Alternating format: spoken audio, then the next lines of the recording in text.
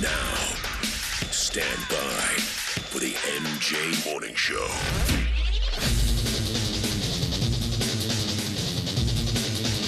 MJ Morning Show. Rock and roll. Showtime.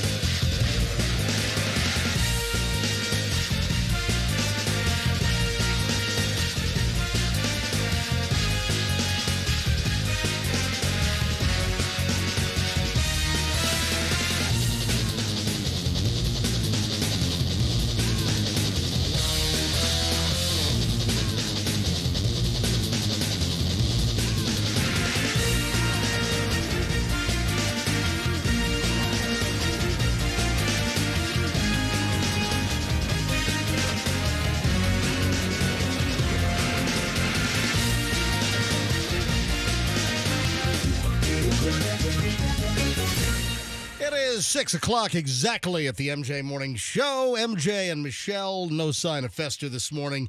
Michelle, how does your chest feel, and will you show your chest to the entire MJ Morning Show audience on MJ TV? Yes or no?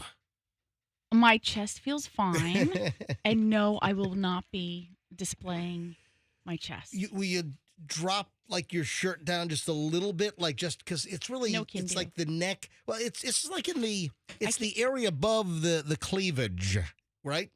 Yeah, is where the latest what is it called? Profractional? Yes. Yeah, I called it profusion in a video that I put up on my Instagram last night, and someone pointed that out.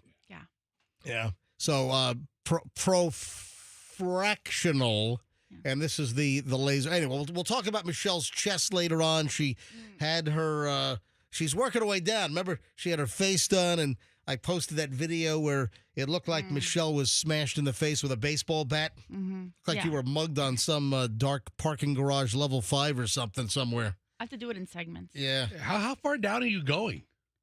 Maybe all the way. No, that's it. So it's. You don't know that. She had Are you making my appointments? She had from the nose up, and then the nose down, and then the neck was last time, right? Neck was last time. So is this 3? This will be number 4. This was number 4, and then the chest yesterday was number 4. Yeah. Yeah. All right, so 4 different stages for the fractional laser zappage. I'm not going to come here in like 6 weeks and hear about her lasered kneecaps, am I? No. Okay. No, absolutely not. Or that like your thighs. Yeah. That kind of thing. Yeah. No. Hey, if you're in Lakeland and you've been following the whole fluoride issue, Lakeland, they voted to take the fluoride out of the water last night. And like right after the vote, they pushed the button and shut it down. Shut her down. Well, ladies and gentlemen, guess what? If you still want fluoride, welcome Fester's Fluoride. So, Fester, you're going to be selling 55-gallon drums of fluoride. So, if people want to buy fluoride and then stick it in their own water. Listen, right? we got a hell of a deal on this fluoride because the city of Lakeland was selling it pennies on the dollars. It is time for Fester's Fluoride. Oh! If you'd like to buy fluoride. Now, is it only available in the 55-gallon drum, or are you going to, maybe portion it out in little Ziploc baggie sizes? I mean, we'll do something a little more secure than a Ziploc baggie. Oh, okay, all right. Maybe like washed out Gatorade bottles or something. And guess what? Then Fester's, you're hiring an endorser, so it's not just you. You're going to also hire Florida, who's going to help you with Florida. We're in contract negotiations. I wish you wouldn't tip my hand just yet. But yes, we are talking to Florida about being a celebrity endorser. More on this later on. I'm just fascinated. So Lakeland City Council, or I should say, city commissioners, they voted last night to remove the fluoride from the water in Lakeland. And, I mean, almost instantaneously, Harv at the plant pushed the button and shut her down. Shut her down. I mean, there's got to be a specific spot where it's added, and that's where you cut it off. Shut her down. You gotta push. There was like a big noise. Red lights flashed, and the floor. Shut her down. So, just a fascinating story. How the Florida Dental Association, they're not thrilled. They say no, the science is there, and in Lakeland, for instance, they've been adding fluoride to the drinking water for 44 years. Yeah, 40. There's a lot of controversy with fluoride. Yeah. Just 44 years? Yeah, so 44. Just 44 years? Yeah. It's a long time. No, but fluoride's been in like a lot of other water systems, I think, for a lot longer. Yeah, like 50s, 60s. I mean, a long time. This is Lakeland we're talking about. I'll tell you, it's a big town now, but 44 years ago, it was a cow. Well, let me tell you where there wasn't fluoride when I was little. Where was there no fluoride when you were little, Shemmy Shem? In Japan. So they didn't have fluoride in their water system. So when we moved there, they issued us little pink fluoride tablets, and we were supposed to take those. When you were a kid? Yeah. Yeah, because you lived in Japan from 10 until 15 as your dad was in the United States Marine Corps stationed at Yokosuka, Japan. And when you notice when I moved there, you would see a lot of children, like even my age, had, I guess, like silver teeth. Yeah. So their teeth were, I don't know, compromised or something. But we never took the pills. Well, we just your teeth are in good shape, actually. You've got very nice teeth. But I will note, and just as you said, that a lot of the Japanese kids' teeth were bad. When we go to Japan, you do notice that there are a lot of bad teeth in Japan. I mean, kids, adults, just a lot of people. It's one thing I noticed. The Japanese people are extremely friendly. We love Japan. I can't wait to go. Hey, maybe go to Japan this summer. You want to go to Japan this summer? I'm thinking Thailand. Anyway, back to the fluoride thing. Okay. Yeah. So, but I think it's been a little bit resolved, but also they eat a lot of sweets as kids. They do eat a lot of sweets. You guys sound like a Lakeland County Commission meeting like 44 years ago. Well, so it's just an interesting observation. Like I grew up for 5 years without having fluoride in the water. Yeah. Me and my sister. I mean, fluoride is very controversial, and there's been like an anti-fluoride movement for years. I remember there was an anti-fluoride book that I heard about when I was in high school. I mean, like 10th grade. I mean, it goes back to the the early 1980s, and there's an argument that some have made that fluoride it's like a byproduct of aluminum processing, and there's a whole back history, but there is significant data to show that fluoride does help prevent tooth decay, and that it does have benefits. And it's added in such small parts per million. Look, we could get into a huge debate on this. I'm just fascinated that they voted in Lakeland, and then within minutes, the water department shut it down. And that's why we're bringing you Fester's Fluoride. Fester's Fluoride with special spokesman Florida. Yes. Special locations in Zephyr Hills. Florida.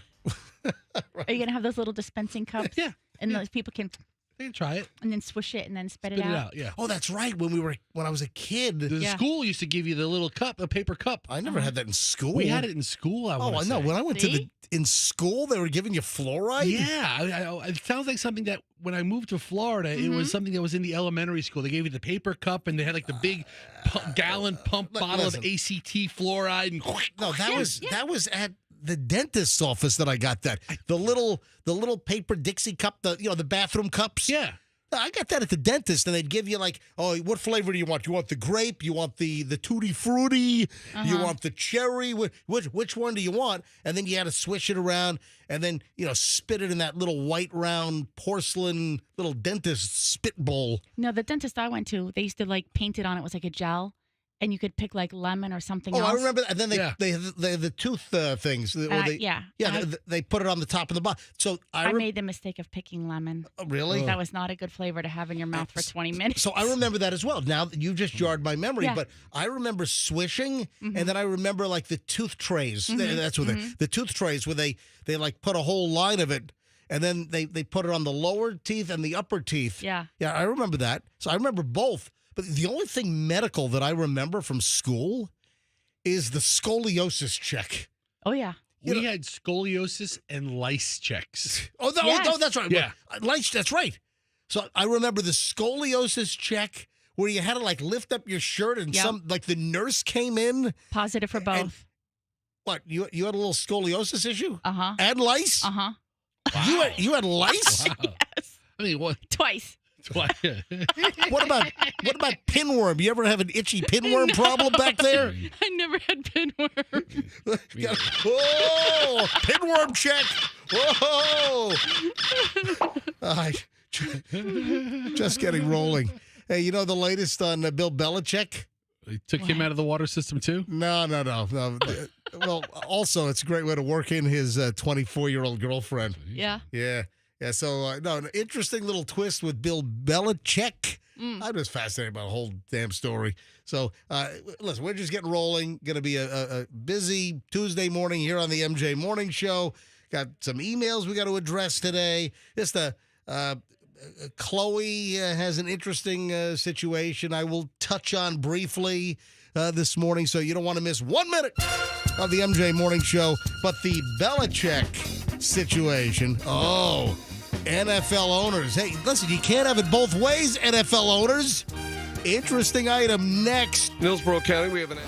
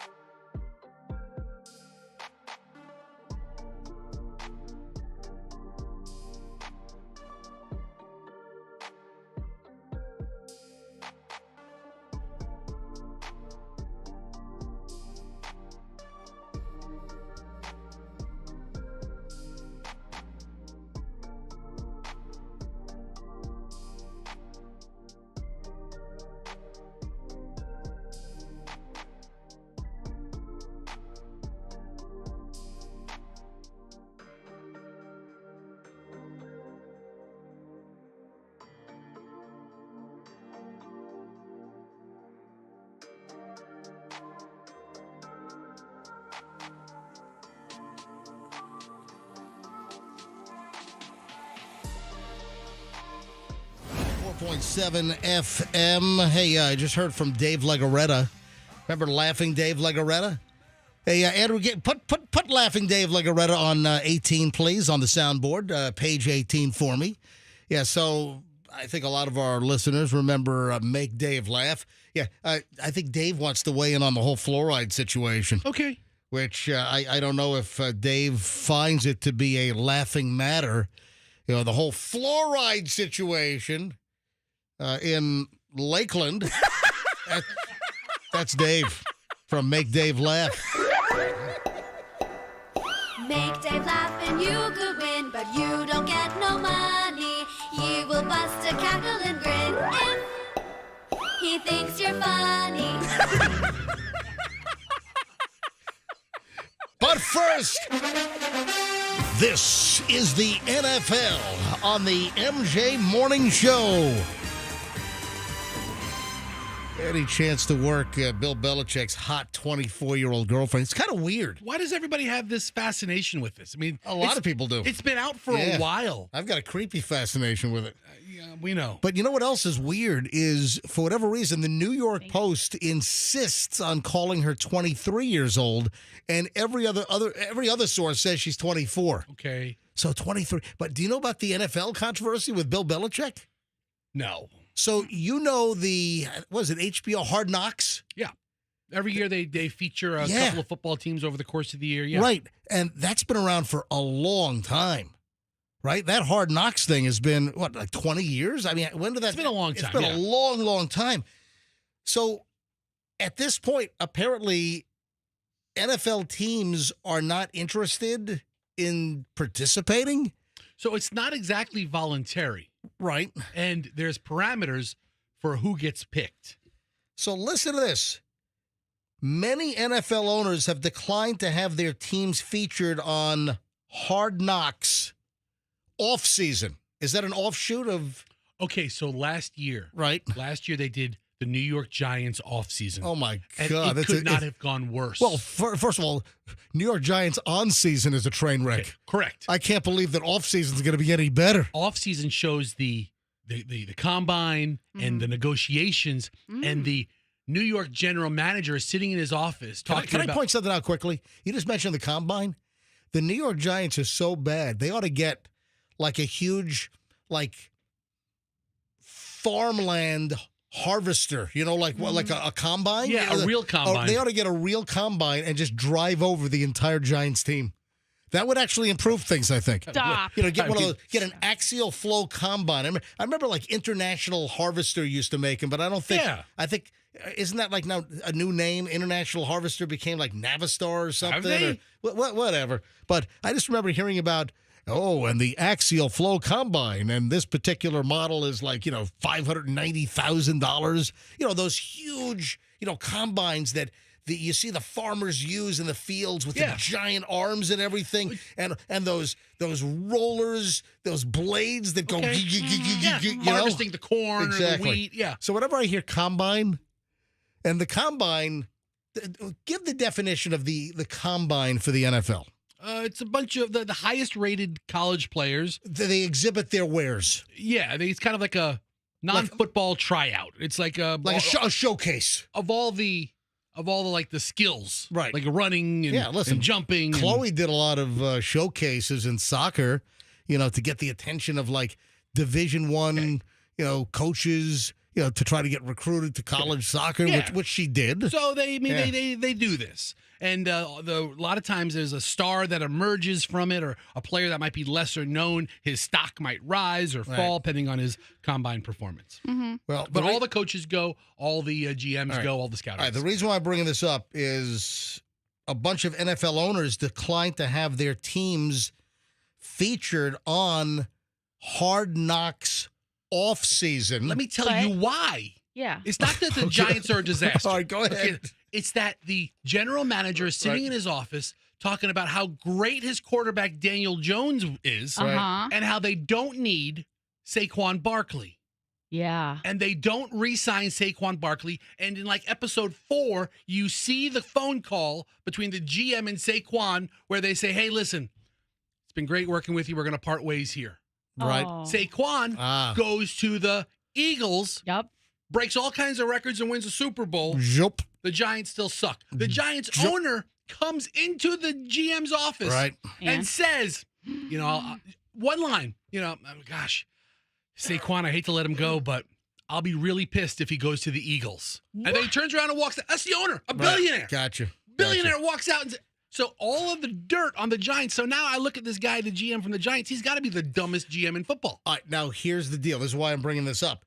Is that a bunch of NFL owners do not want to be involved with Hard Knocks offseason, but they're now pissed off because the producers of Hard Knocks, now they want to pivot and go with Bill Belichick's North Carolina Tar Heels football team. So they don't want to participate, but now they're pissed off that the Hard Knocks producers want to leave the NFL. And then, of course, as far as the biggest thing in college football these days is Bill Belichick going from, being an NFL coach and I don't know how many freaking Super Bowls he won. What, 6, 7, whatever the number is. He won 6 as a head coach. 6, a ton of Super Bowls. And now he's going to be the head coach of UNC, the Tar Heel. And now the owners of the NFL are pissed that they said no, but now the producers want to feature Bill Belichick and have Hard Knocks featuring UNC. So they're mad that it's going to feature Bill Belichick, like they have something against him, Belichick? They're jealous of the girlfriend? Or what? I don't know. What is the issue? They don't want to be involved. See you later. Goodbye. Don't let the door kick you on the way out. But the NFL Films, in coordination with HBO, they had a hard time getting any NFL team to participate in the upcoming offseason edition of Hard Knocks. So Belichick's new college team was apparently the next best thing to do.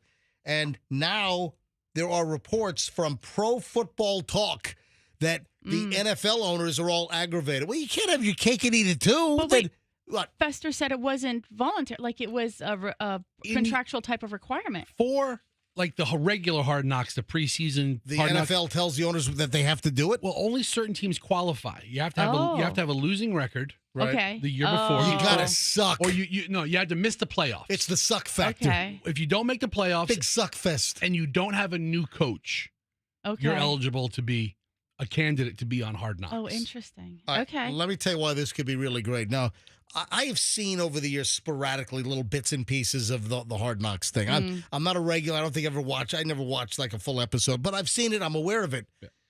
But I'm telling you right now that if they do Hard Knocks UNC, Bill Belichick, Tar Heels edition, you work that 24-year-old cheerleader girlfriend into the deal, and that's like 2 in 1. Right. That's like an extra bonus. So she's giving you like a tour of their home. Oh yeah. Instead of them being in the GM's office getting yelled at. Yeah, you spend some time with her and what's it like, being with an 80-year-old guy. They follow her as she gets ready for some fancy dancy dinner. She steps out of the shower into a robe. How old is Belichick? Like 74? How old is he? 74? He's 96. Not really. Huh? 96, yes. How old is Belichick? Seriously.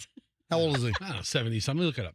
Yeah. Bill Belichick. Yeah, they've got to. If they do the HBO Hard Knock and it's UNC with Bill Belichick, they've got to. He's 72. All right, so he will be 73 next month. Bill Belichick's birthday is April 16th. Happy birthday, Bill. But I tell you what, you work in that hot 24-year-old former cheerleader girlfriend. You're all over it? Oh, absolutely. I set the DVR on that sucker for a season pass. You don't even like football. You don't saying. even watch football with me. Yeah, but he likes 24-year-old women, apparently. Apparently. You've been crazy last year with football. Yeah. I mean, you were nutso, Michelle, with football and watching and now Michelle's threatening that she's going to buy the whole Sunday ticket next season. Do you have that thing, Fester? No, I don't want. I don't watch every game. Well, I want to get that. Yeah, I could care less about Seattle playing San Francisco. Oh, it's just good football. Yeah. So Michelle's threatening to get the Sunday ticket next year. How much is if you buy it from the beginning? How much is the Sunday ticket to have? A couple $100. Yeah, I don't know. I think I want to say it's like $550. Yeah, I think it's $500. Michelle, you don't have enough time, and I'm not going to sit down and watch nonstop like just an overdose of football. I did this past year. And last year. Yeah, it was a little bit annoying. You were just too crazed. We have more TV. You're welcome to excuse yourself and go to another room. But part of the fun of being married is like sitting down and watching stuff together. And I don't mind watching a football game, but I don't want to watch the early Sunday game, then the late Sunday game, then the nighttime game, and then Monday night football, then Thursday night football. Oh, yeah. You're getting all nuts. So just a couple of games, maybe. I don't need to see every freaking game. You know what? And then if you get the Sunday ticket this upcoming season, you're going to be a freaking zombie. Where's my wife? I don't know where she is. I watch football like you used to watch the news. Okay, like four or five screens going at one time. But I got into it, as you know, from the COVID year when they did the recruiting, and you were the one who explained to me how it works, right? When that Joe Burrow got, he was the best in the league in the college league, and then he got recruited to like the worst team, and I was like, oh man, that sucks for him. Oh, so you're blaming me because I explain. Oh, during COVID, the NFL draft. Yes. That's when they were all at home and everything. And how exciting was that? Like, we had nothing else to watch. So you were explaining it to me. And so then I sort of got like a little vested into these, young guys going off to play the football and watching them. I had to explain to Michelle that the team with the worst record gets the first pick. Yeah. First round. So now it's interesting to me because now I've seen those players get recruited. Their families, they were so excited. But you're turning into a football freak. Yeah, but it's fun. Good. And also, I used to watch it every Sunday with my grandfather.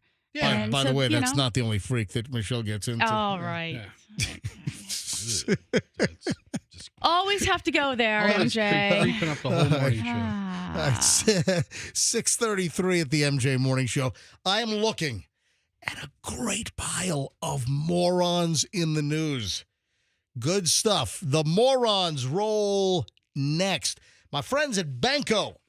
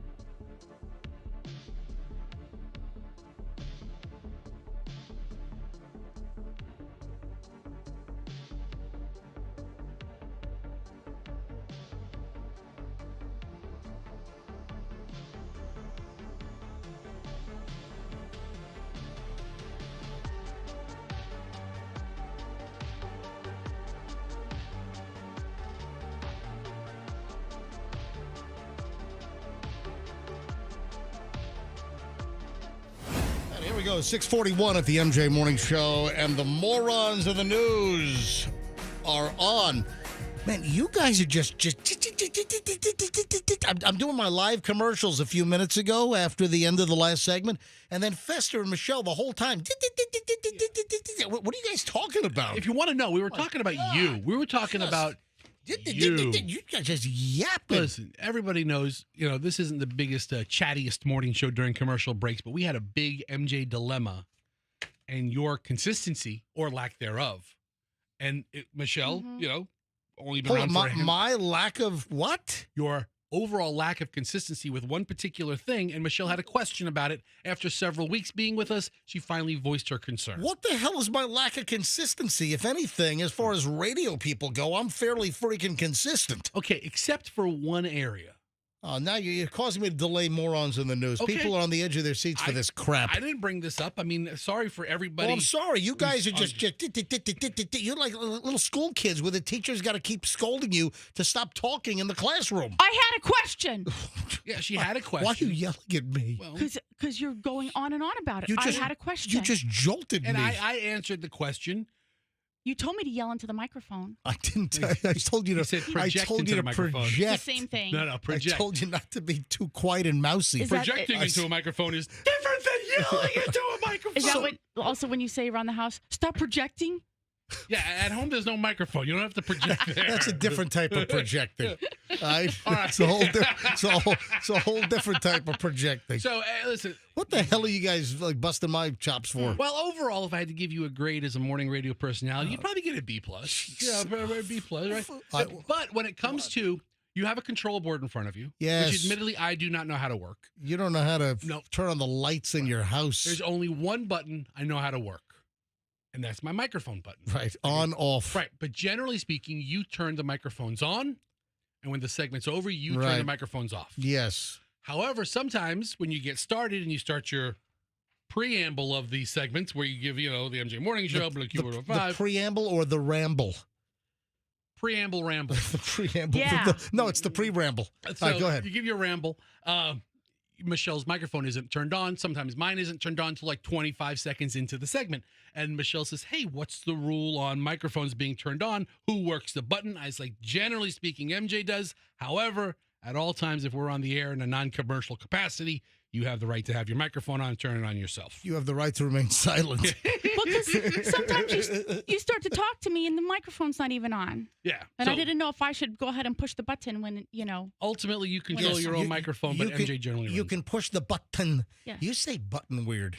Fester said I could push the button. She pronounces the T. The T is an underappreciated letter in the word button. Weirdly pronounced. All Double right. T. So early morons in the news. Listen to this racket. Thieves fake a seizure in order to steal puppies from a pet store. Ooh. Oh, that's low. You like what? Do you like have like Crest toothpaste? I spit my tongue, so that's why. You what? I just bit my tongue. You said you spit your Speaking tongue. of seizures, man. Yeah, right, you're having one right now. So, I mean, listen. I was like, all right. So this is low. Did they go as far as to have a foaming agent, or they're just shaking? That's what I was trying to say. Yeah. This is terrible. A Colorado pet store has now been hit with their second puppy robbery. In a month, thieves faked a medical emergency in order to steal 2 puppies. That is awful. Perfect Pets, which is located in Centennial, that's in the Denver area, targeted for multiple puppy thefts. This is awful. Last week, approximately 2 p.m. Apparently 3 men walked into the store. The owner of the store said that they were looking sketchy. Yeah. Seriously, that's the quote. They were looking sketchy. I agree. In quotes. And one of them appeared to be on drugs and talking belligerent to employees. I think I'd adverb that, talking belligerently to employees. The man suddenly fell to the ground. The guy just throws himself on the ground and then fakes a seizure, fakes a medical episode as a distraction tactic. And then other customers and store employees rush to the guy who is on the floor, wiggling and shaking. The owner said it looked like he was having a seizure. An employee gets on the phone to call 911. People are crowding around the guy. It was all a ruse. It was all totally fake. Did he just jump up? Oh, I'm fine. An employee then saw one of the accomplices, the other thief, with 2 puppies. Workers tried to block him from leaving, even tackling his leg before one worker was kicked in the face. I mean, that's what happens when you tackle a leg. I really can't blame the guy on that. This particular criminal, part of this trio, fell to the ground, dropped the puppies, but he was able to scoop the puppies up. So he was tripped, the puppies were dropped. He was able to then scoop up the puppies and then run away with the puppies. Multiple people chased after him, but they were not successful in catching the puppy thief, and they escaped in a gold Cadillac Escalade. Holy frig. Can I just point out that's probably the worst vehicle to use as a getaway? A gold Escalade. That blends right in. As they're driving away from the scene of the crime. That's not too easy to lose, right? Do you know we have, and it feels like a couple of years ago, do you know we have a bunch of puppy robberies in this area, like with the French Bulldogs? Yeah, and the French Bulldogs were built big targets because those dogs can be what, like, $3,000, $4,000, $5,000. I mean, the French Bulldogs. There was some puppy place on Northdale Mabry was hit. Yeah, wasn't there one in Pinellas? I think on Ulmerton Road. Yeah, I mean, there were a number of puppy heists here in the Tampa Bay area. You're 100% right. So they got away in a gold Escalade. The owner, Larson, says the guy doesn't care. He's not stealing merchandise. He's stealing living animals and doesn't seem to really care for their well-being. A suspect was arrested for the theft. The Arapahoe County Sheriff's Office told ABC News In a previous theft, Larson said a woman stole a puppy from the store and then hid the puppy in a baby stroller. That was back on February 12th. Another woman then grabbed the puppy, ran out of the door moments later. The individuals who were caught on security camera footage have not been caught. That was the earlier heist. Have you ever been to one of these puppy stores? Nah, it's been a long time. I remember when they used to have like the puppy stores in the mall. Remember that? Yeah. Oh, yeah. Remember those sad puppy stores, and the walls were like all little cages, and you walk in and it's like you're pulling Yeah. Something off the shelf at Walgreens or something, you know? Like a vending machine of dogs. Yeah, it's like Yeah. puppy automat or something. Yeah. I mean, I'm not a fan of these places. I mean, there's a whole reputable breeders. There's dogs to adopt that need a home, but these places, MJ, they are covered in cameras. You can't get away with something like this. They have footage of you from the second you walk in. Yeah. Did you watch the video? Because the guy falls. Yeah, no, I saw and, it. Throws the dog. The dogs. That's what I said. The dogs were like dropped to the ground, and then because the employees tackle the guy, grab his leg, he falls, and then the puppies get dropped on the floor, and then he scoops up the puppies and continues the run out of the store before he hopped into the gold Escalade. Again, I wonder if he had a gold Toofus to match the gold Escalade. He probably did. Did you mention what kind of puppies they were? The story that I have doesn't say exactly what was stolen, but they're targeting these French bulldogs. Right. So it wouldn't surprise me if they were French bulldogs, because the French bulldogs can go for anywhere from $3,000 to $10,000. They were bulldogs. They were okay. Okay. I didn't hear him say it. That's why I didn't know. But. Yeah, I in the story that I have from ABC out in Denver, it just says puppies, but then it goes into that French bulldogs are often targets, and they're just awful. I mean, what's the matter with people? Dropping the puppies. Yeah, and then the puppies fall on the ground as you're fleeing. Just terrible. You need an armed guard at the door at some of these puppies. If you're gonna have French bulldogs, you gotta have an armed guard. Some whacking hut guy. So Andrew, how long is it going to take you to get who let the dogs out ready? Yeah, I'm giving you nothing but time here, Andrew. Yeah. It's all right. Too late now. Yeah, it's too late. Too late. You blew it. Hey, let's get a little closer to home here. Lehigh Acres, south of us. Lehigh Acres, man accused of stabbing a woman in the neck with scissors and throwing a bottle of liquor at her face at Publix. You know, the Publix liquor store, usually right next to the Publix supermarket. And not every one of them has the liquor store next to it. No, not all. Not all Publixes have liquor stores. 18-year-old suspect accused of stabbing a woman in the neck with scissors and then chucked a bottle of liquor at her face. Yeah, this is February 26th last week. Lee County deputies and the Fort Myers police, they were called 911 to the Publix on Lee Boulevard in Lehigh Acres. A caller says a man attacked a woman with a wine bottle. Gabriel Solomon of Lehigh Acres randomly attacked a 62-year-old woman, stabbing her in the neck before throwing a liquor bottle at her. The woman was able to block the bottle from hitting her by pushing her shopping cart toward this Solomon dude. As he lunged at her, another customer then tackled Solomon to the ground. Solomon grabbed a pair of scissors and then walked to the store after hearing voices in his head. So this guy's not right. No, this guy obviously needs a checkup from the neck up. Unbelievable. Yeah. So this guy, Solomon, told police that voices told him to go to Publix and find someone shopping. Although the voices did not tell him to hurt the woman, he wanted to because it felt good.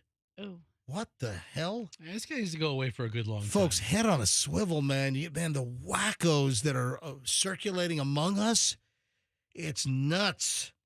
I don't know that. I mean, she's 62 years old, and she had the wherewithal to thrust the shopping cart in his direction to kind of stop him. I don't know that I would have the thought. If you're stabbed in the neck with the scissors, what's going on? Suspect's father then somehow caught wind, raced to Publix, told police that his son was recently placed under a Baker Act. Let's do that one again. Yeah. Jeez. Why was he released?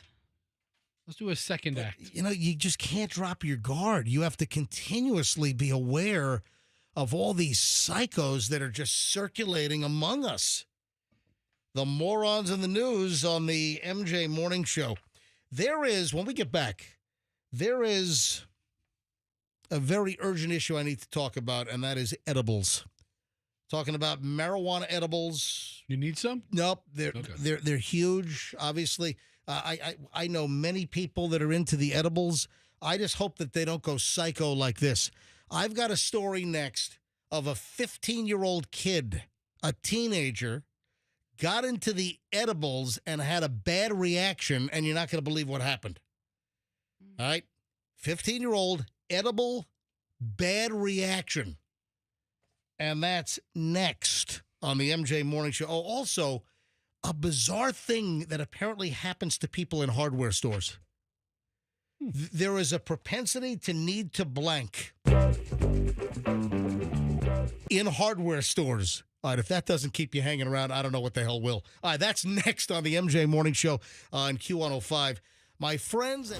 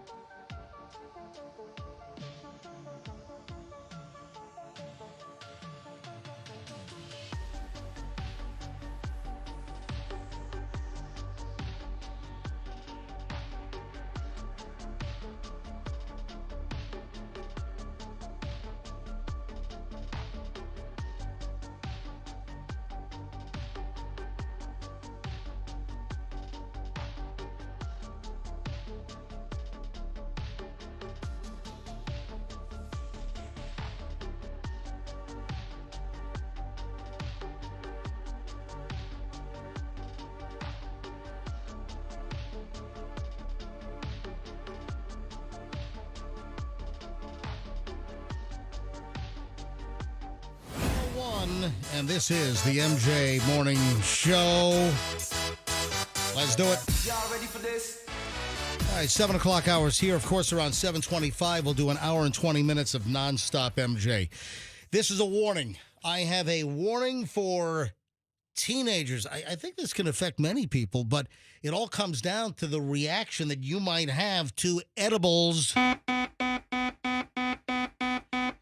This is an edibles warning from the MJ Morning Show. This is a terrible story. Now, I've heard of this. I've heard of people, and we've heard of kids that have accidentally gotten into edibles. Oh, these gummies. Oh, so attractive. These gummies are fantastic. And then it turns out that they're, THC gummies. So we've heard about kids having really bad reactions, pets having really bad reactions. This could be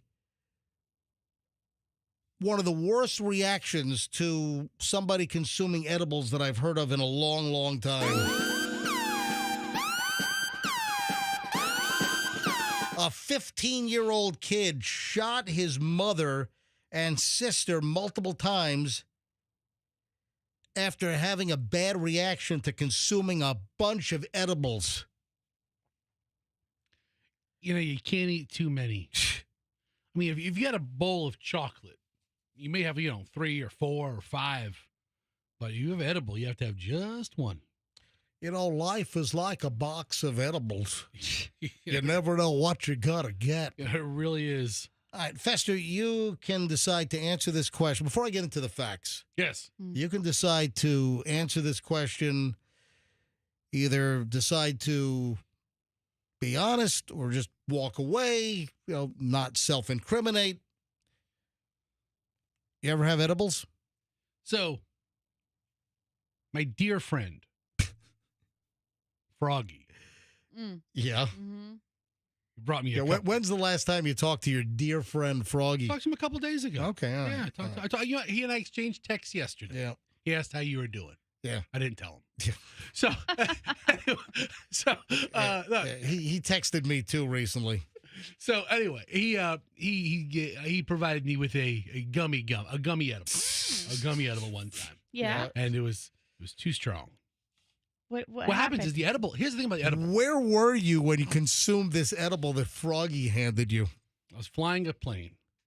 Get out. No, I think it was home or something. But here's the thing. You eat an edible. Dude, and let me point something out. You're a very, very, very large man. Right, with very low tolerances. What are you, 6 feet, 6'1"? How tall are you? 6'1.5" in 6'3" in high heels. Right. But, and you're 350-something pounds. 348. Thank you. Let's not exaggerate. You know what they say about Fester? People say Fester is a large rude man. Do you need like a more potent? No, people don't need more potent stuff. It's what people build a tolerance up for. This is what's fascinating to me, that Fester, you'd think that you'd need like like an elephant-sized dose. It's not tranquilizers, okay? It's not like you're trying to knock me down on the Serengeti so they can study me. Say Fester is a large rude man. Or put a tag in my ear or something. Oh. But the thing is, if you eat an edible, and it takes like an hour and a half to kick in. What? Why the hell does it take an hour and a half to kick in? You have to digest it. Like if you smoke something, it goes into your lungs, it goes into your bloodstream, and then you're high like 30 seconds later. It doesn't take an hour and a half for like an Excedrin PM to take effect. It takes like an hour and a half. So if you take something like at 7, then but you got to be sure by 8:30, you're not going anywhere. But so you're telling me that Froggy gave you a marijuana edible? No, a THC edible. Right. THC is the active ingredient in marijuana. Okay. So and it knocked you flat on your big butt? My big butt wasn't going too many places.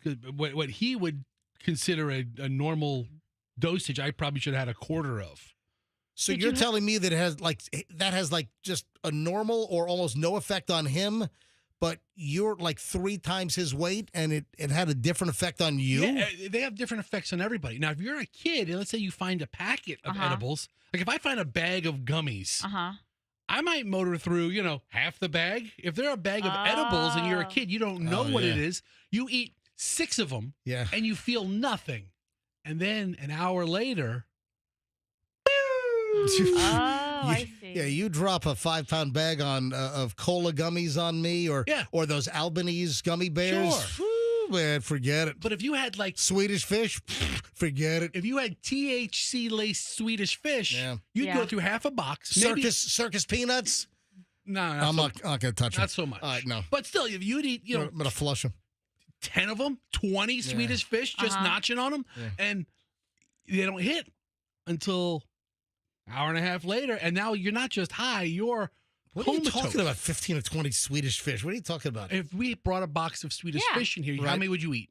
15 or 20 of them. Oh, That's what he's saying. Yeah, easily. You'd have a handful of them. Okay, right? gotcha. And you wouldn't realize it that they were THC laced. But if they were THC laced, any gummy that you eat. There are no Swedish fish. Okay, that are Swedish fish. You're This is losing a hypothetical, any gummy you eat, All right. it's going to hit you like in an hour and a half later. Yeah. So you eat 10 of them, and you're fine, and you don't think about it, and you go on, acting normal for a while, and then you're not just high, you're in a comatose state. I mean, you're super high. Wait. The whole house is spinning. Did you hallucinate? No. Was your house didn't. spinning? No.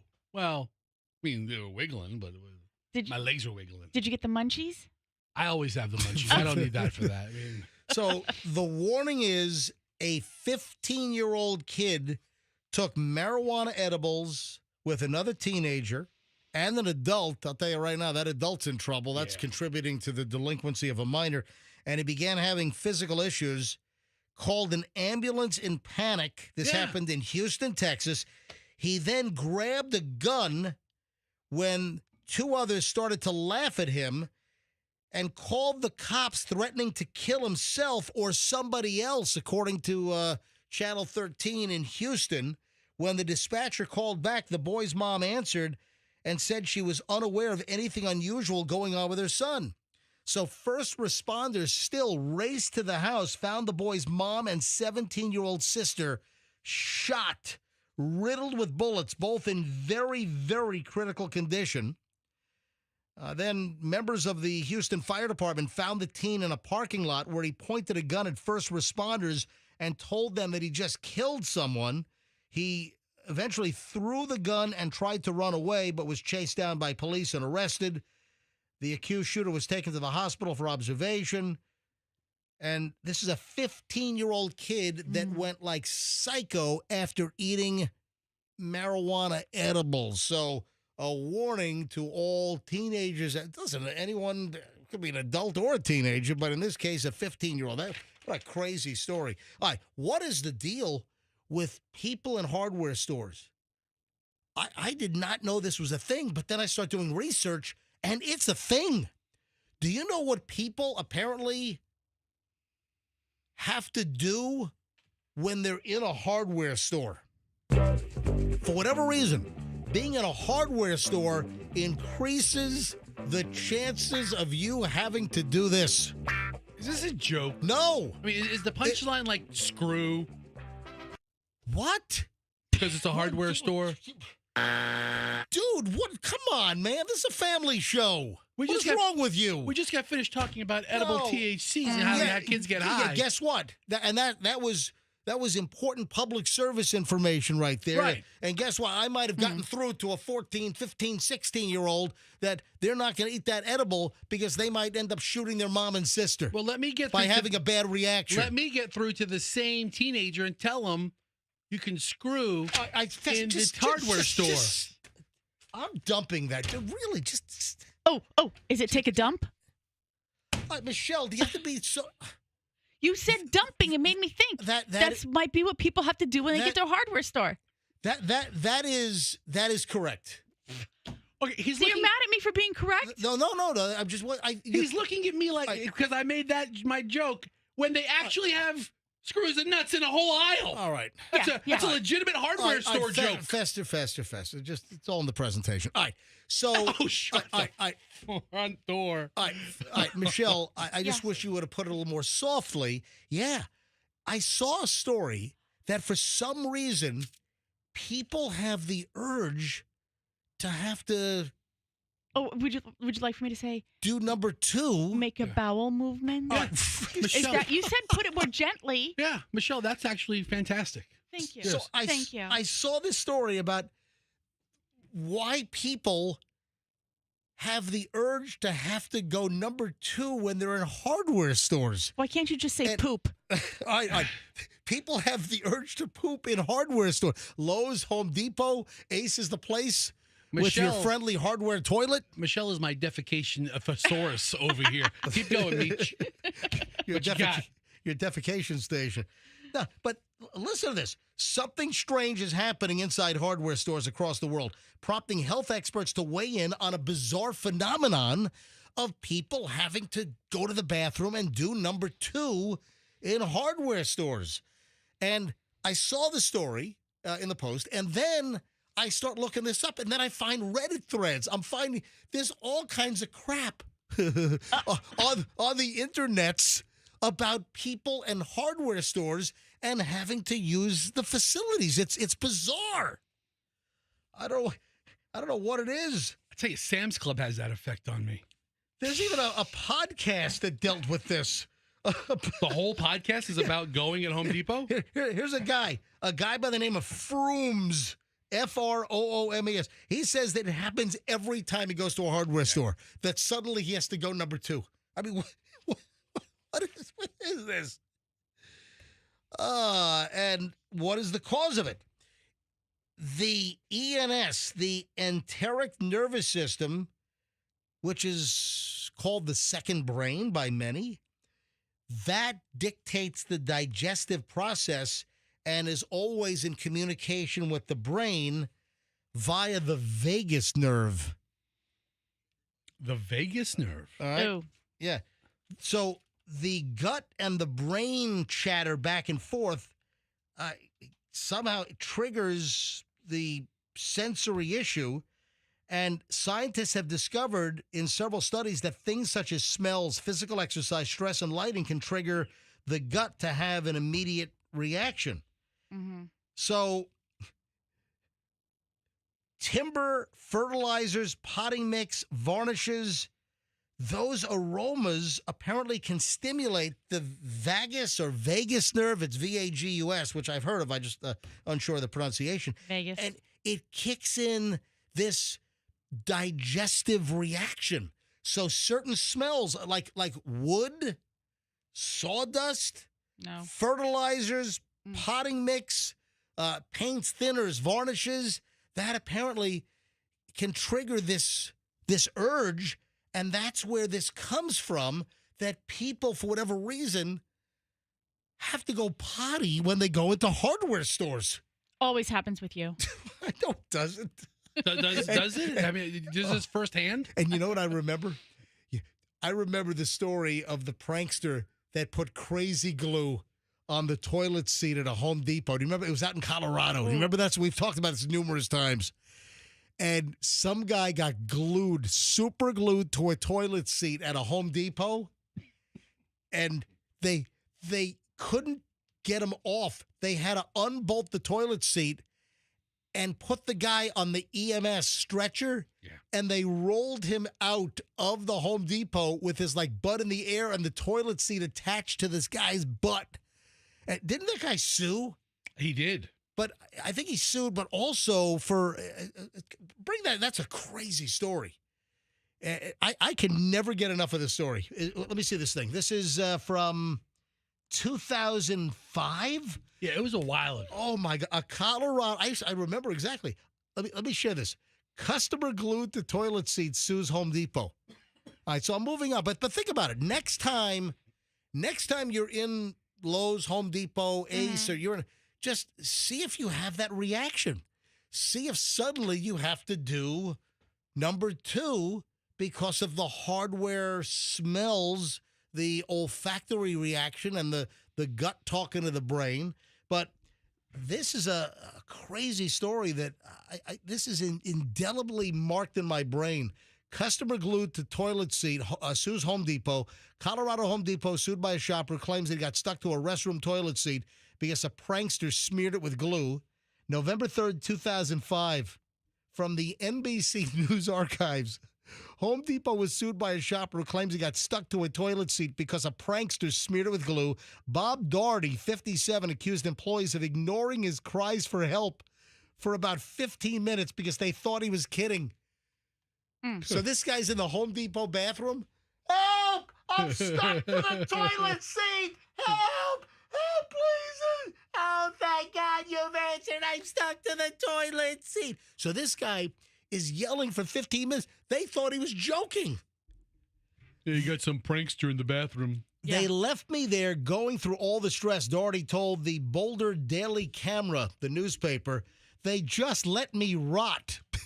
It's what he told the press back in 2005. The lawsuit filed Friday said Doherty was recovering from heart bypass surgery and thought he was having a heart attack when he got stuck at the store on the day before Halloween, 2003. Store employee who heard him calling for help informed the head clerk by radio, but the clerk believed it was a hoax. The lawsuit said store officials called an ambulance after about 15 minutes. Paramedics unbolted the toilet seat as they wheeled the frightened and humiliated Doherty out of the store. He passed out. The lawsuit said the toilet seat separated from his skin, leaving abrasions. Ah, poor bastard. But I remember that the story, it had details how they rolled him out of the store. On his side. But his butt was exposed. The toilet seat is all stuck to his ass. Yeah. And can you imagine? And let me tell you right now. I mean, there's a photo somewhere of this. That a glue prank at a hardware store. Yeah. You've got all kinds of glue options. Yeah. Oh. You've got crazy glue. You've got gorilla glue. You've got all kinds of, this is glue, strong stuff. I mean, that's insane. Andrew says that a judge did dismiss the lawsuit, and the guy actually died in 2009. Oh, no. Yeah, he's been gone for 16 years? But that's the craziest hardware store butt gluing story.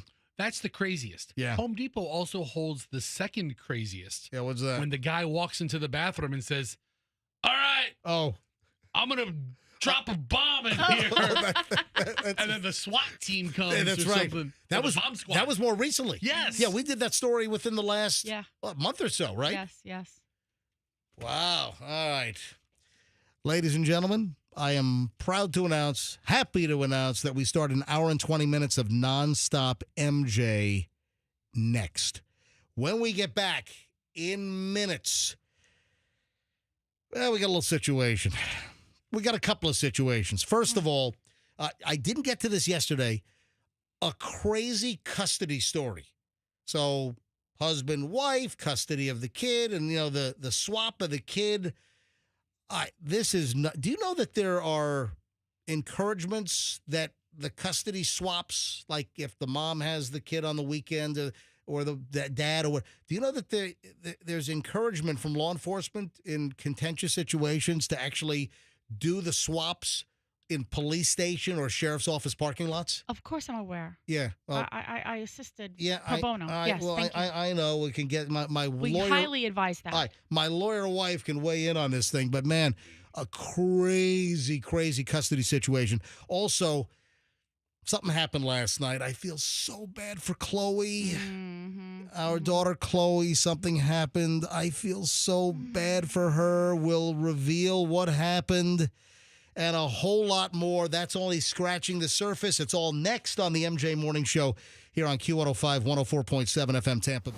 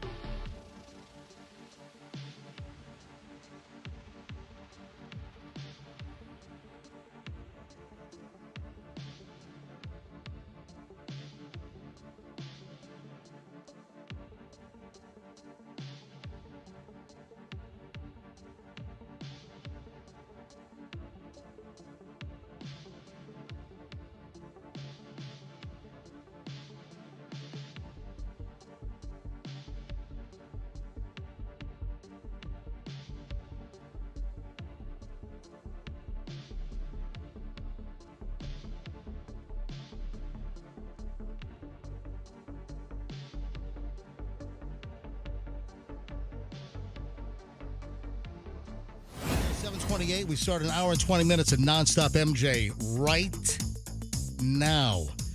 All right, we got to talk about this custody story. It was in my pile yesterday. We got really jammed and backed up yesterday. I just didn't get around to it. I didn't have enough time to devote to the story, and I wanted to take phone calls. But this is a local item, and you might have heard about this, but it's relating to custody of a child. And again, that parental exchange, and clearly, we all know people that have had miserable separations, miserable divorces.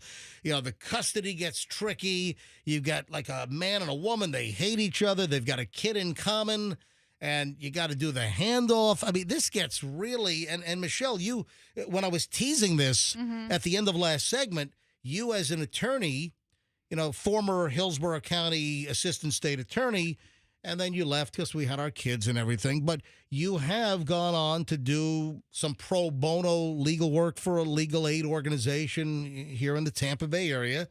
And you've seen these. Well, you've done several things. You did guardian ad litem. Right. Guardian ad litem, and you've done other, pro bono legal charitable work. Right. The Family Forms Clinic. There you go. Yes. So this is nuts. A woman opened fire at her ex during the handoff, the custody exchange. Wow. Well, there are some interesting circumstances. Now, of course, this never would and should provoke gunshots, but it's also probably not the best idea for this guy to do what he did. What happened? What's the whole story? Here's the deal. This woman in Clearwater fired shots at baby daddy while they were involved in a custody exchange. The baby daddy, the woman's former apparently brought his new girlfriend to the custody exchange. Mm. All right. Probably don't provoke the situation by bringing your new girlfriend to the custody exchange. Was he aware that the situation was that heated? Yeah. Like, God. you don't want to do anything antagonistic Yeah, in these situations, but so they were exchanging the child during the custody exchange. The father, obviously, this is an ugly, ugly situation, contentious, nasty, and the guy brings his new girlfriend. This happened back on Feb 27. 25-year-old Aisha Dennis arranged to meet her ex to do an exchange, a custody exchange. They have an 8-month-old child together. So the woman's ex shows up at the designated meeting spot with the new ride, with the new girlfriend. And that's when Aisha clearly was not happy with the situation. They started fighting, and this escalated to her whipping out a gun and firing shots. Jeez. So the ex and the new girlfriend, they initially were able to de-escalate. So there was initially a de-escalation. All right. But then Aisha then comes back. She wasn't having it. Then she's armed, pulls out a gun, described in the police report as a silver semi-automatic, points the gun at the baby daddy and the baby daddy's new girlfriend. He goes to grab the gun, apparently. The firearm discharges. We got bullets flying all over a relationship gone bad and the simple exchange of custody over an 8-month-old child. Nobody was struck by this. Could have been a really ugly. I was looking at the Clearwater police report, and it also notes that Aisha's on felony probation, so she's not permitted to have a firearm, and of course she did, and it was silver and shiny, and goes bang. All right. So she was not able to possess a firearm, which she did. They have her on house arrest, and now she's additional charge of aggravated assault, shooting a deadly missile within an occupied dwelling. She also was whacked with felon in possession of a firearm, and then she tried to run from police, so they slapped a fleeing and eluding on her as well. She seems like Aisha seems like a real treat. Mm-hmm. So how does this affect the custody situation moving forward? Yeah, you know what? I'm thinking baby daddy might have a really good case. I mean, if he wants it. Yeah. Yeah.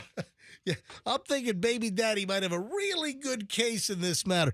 But these custody situations, 8-month-old baby. Listen, you can have a contentious relationship that went south. You can have a very contentious divorce. But a lot of times, while maybe it's not pleasant, the exchange of the kids, in many cases, goes off as court-ordered. What? No. What? No, what? It's very complicated because everybody's got it's such a highly emotional situation and everybody's tense about it, and it's never like that. We would often say, if you feel like it's necessary and you're not getting along with the other party, find a safe place to exchange custody. And it often is in the parking lot of a law enforcement office somewhere. I want to say that some law enforcement agencies even have like a custody exchange area or a sign in the parking lot. There was a Florida law. We can talk about this in a second, but I don't mind going to phones on this. Just quickly, I'm not going to belabor it. Just a few calls. If you've got a story, were you ever involved in a really contentious custody situation, or did you have to resort to exchanging the child in like a sheriff's office parking lot? And again, there's a Florida law, which I can get to in a second, that was enacted not too long ago, actually. But, when I saw the story locally, this happened in Clearwater with the custody exchange and the gunshots. And Aisha is in trouble. Yeah, she's in big trouble. I did a search here, and I found a whole Reddit exchange, custody exchanges at a police station. Do you both remain in your vehicle for kids that are 11 and 16? And I think they're old enough just to do the swap where the two exes don't have to actually hand over a bag. Yeah, or have any communication if things are rough. But listen, I'd love to talk to folks. Couple of calls.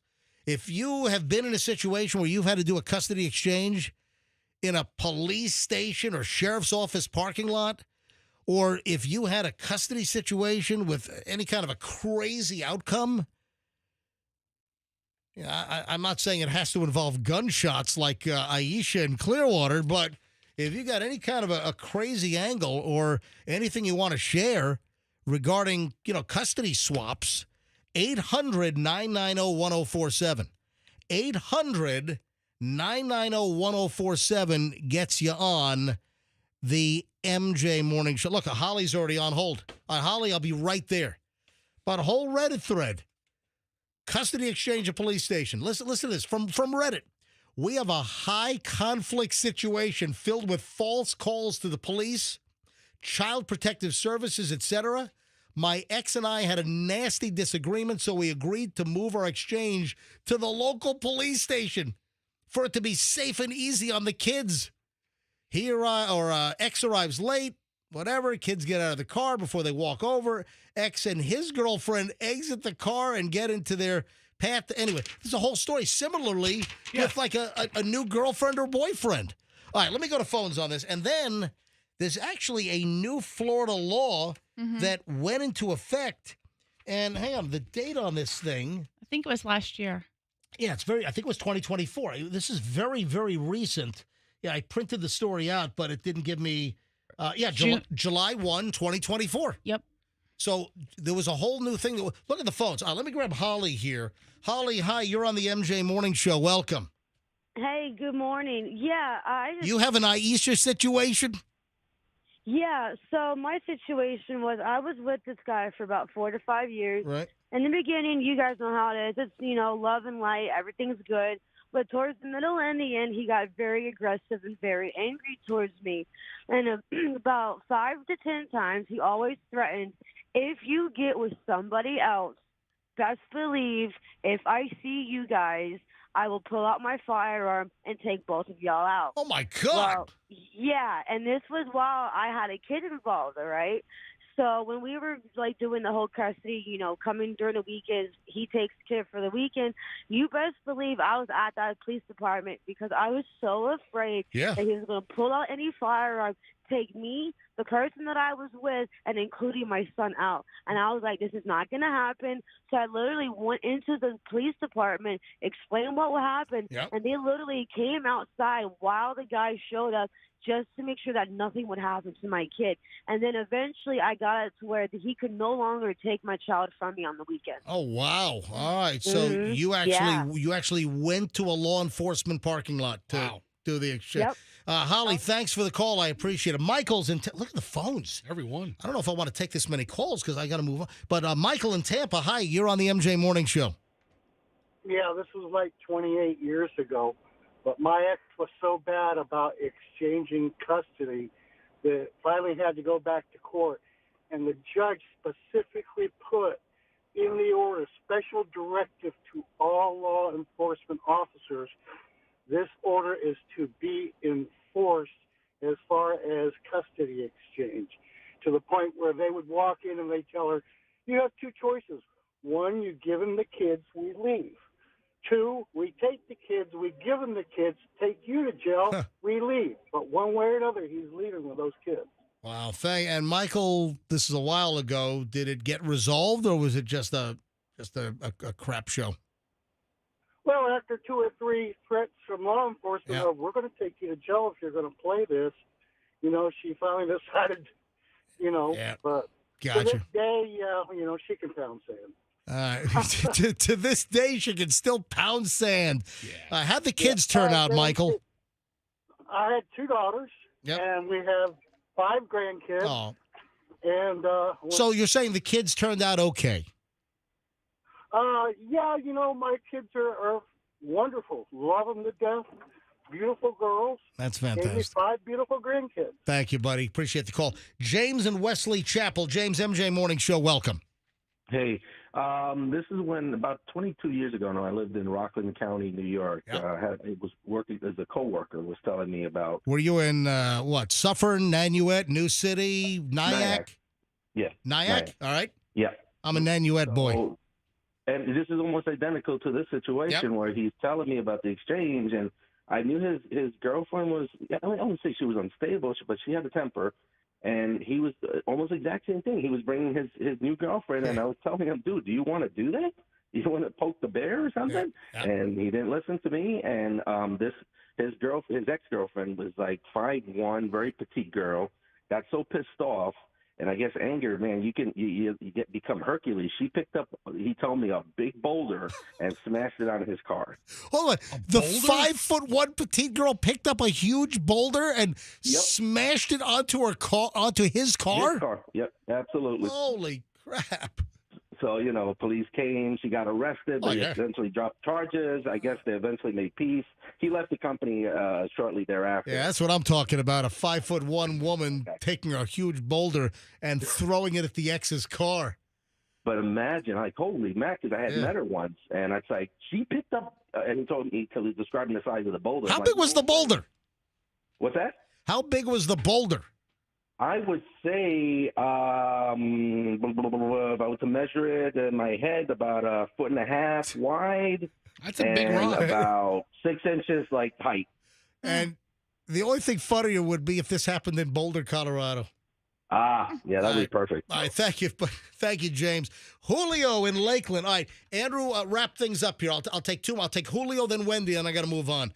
Got a situation with Chloe. Michelle and I feel so bad for Chloe. Little situation last night. Julio, go ahead. You're on the MJ Morning Show. Hi, how you doing? So this happened about 22 years ago or so. I went to court because my ex told the cops that I dragged her on the driveway, which didn't happen. So she slapped a restraining order on me, and I didn't know what that meant. So when they told me I couldn't see my kids, I started crying in court. So the judge said that I was crying, that I was getting too emotional, and then I was a danger to my children. So they asked me to go to psychological evaluation, which I couldn't afford. So I eventually, after crying to so many people, they sent me to the places where you go get therapy for people that are in drugs. So they charged me $5. So after 8 months, I was able to get supervised visits 1 hour every other week. And that's a while I nightmare. was there, the 20-year-olds who didn't have any kids said I couldn't cry because, that was not part of the visit. And eventually, after about 2 years, I was able to get them every other weekend, and then we had to exchange them in a parking lot and a police station. Yeah, see, and that's there's a new Florida law. Julio, thank you, buddy. All right, last call here quickly. Wendy, Tampa, go. Hello. Yes, Wendy, you're on. Quickly, go. Yes, we did this back in the late 80s with my husband's divorce because every Monday after our visitation, we would be called to DCF for bruises or whatever, so we had to protect ourselves. Wow. All right. Yes. Thanks for the call.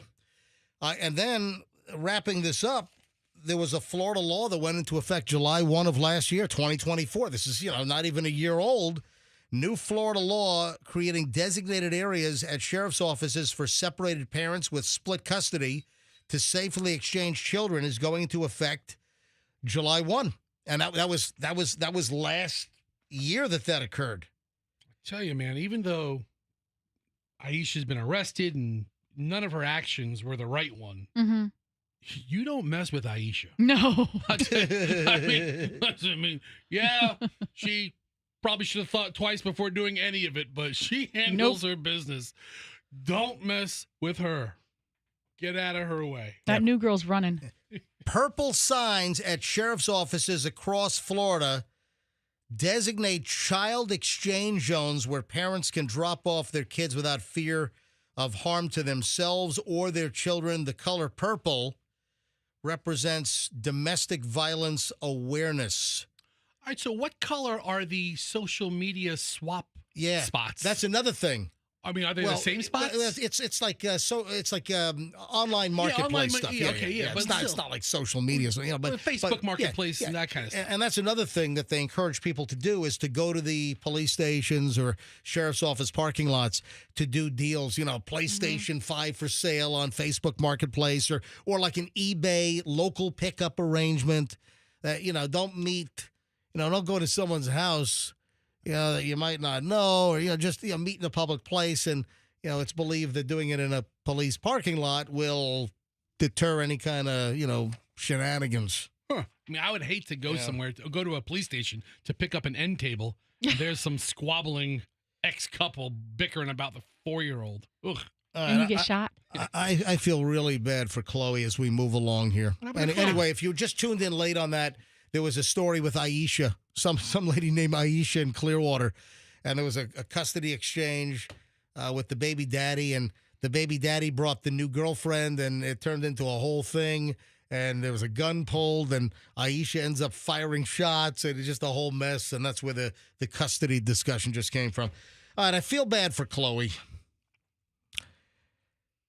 Chloe was supposed to take delivery of her first car ever last night. Mm-hmm.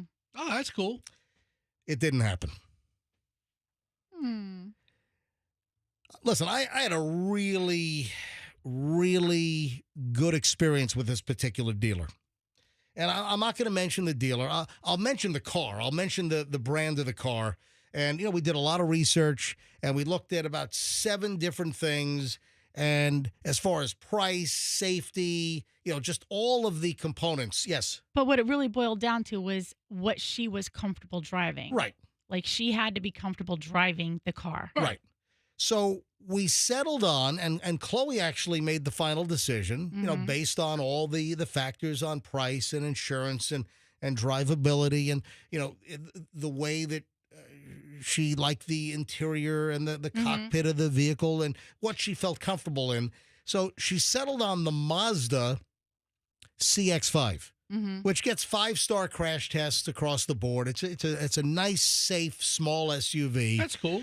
And so we settled on the car, and we shopped a couple of different dealerships for the Mazda, and had a really good experience. Listen, I still have a good feeling regarding this dealership, and got the price, got the payment exactly where I wanted it to be, negotiated a really rock solid deal. All right, so if it's not the payment and if it's not the place, then it's the product. Yeah. What happened to the car? We get to the dealership last night, and it's dark out, and of course, I brought my 5,000 lumen scuba flashlight. Hold on. Rule number 1 of picking up a car is do it in the daytime. I get it, but Chloe... Take a half a day off of work. This is a big purchase. I get it. Listen, I brought the flashlight. All right. My scuba lights turn the night into day. Mm-hmm. All right? What happened? What's that line? Turn the nighttime into the day. Then the violence, the double talk, the walk, do the walk of life, right? Yeah. So my scuba lights can turn the night into day, and it did.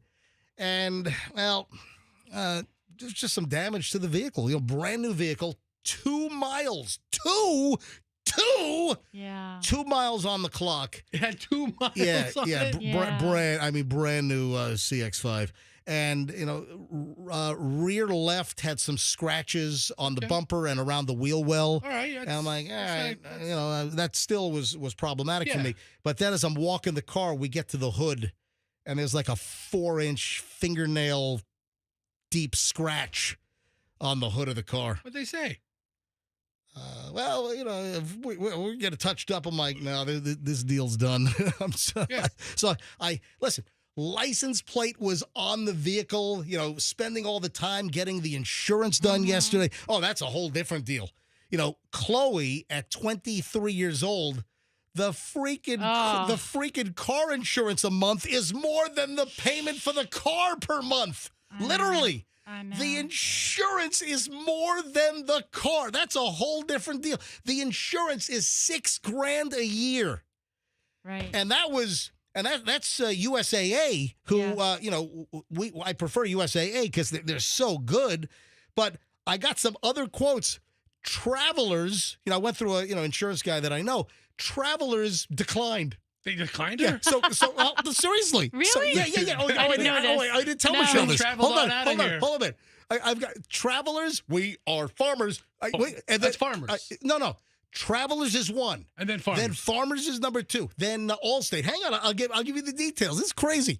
So USAA was like among the cheapest. Along with like Progressive was low, but the coverages were not quite as good as USAA. Okay. So USAA $6,000 a year for just the car insurance. Now let me share this with you. Hang on, let me find the text. All right, listen to this. $500 a month for car insurance? Travelers declined. Oh, more than that.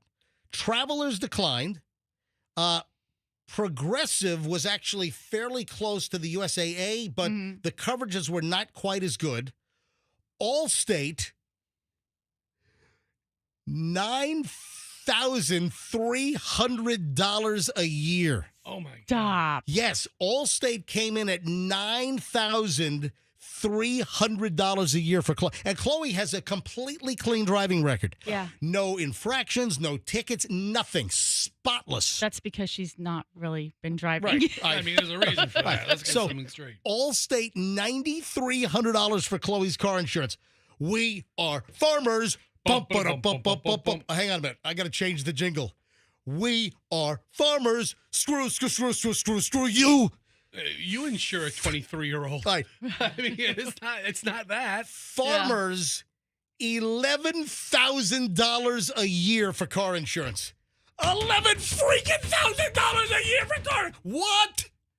Yeah. Hey, J.K. Simmons. Yeah, right? We know a thing or two because we've seen a thing or two. Yeah, I saw a thing or two. $11,000 a year quote for your car insurance. Next commercial, You they're gonna bald bastard. They're going to have a little gold statue of you. Yeah. And they're like, yep, we almost took this radio DJ for $11,000 a year for his daughter. Yep. Oh, my. Is that nuts?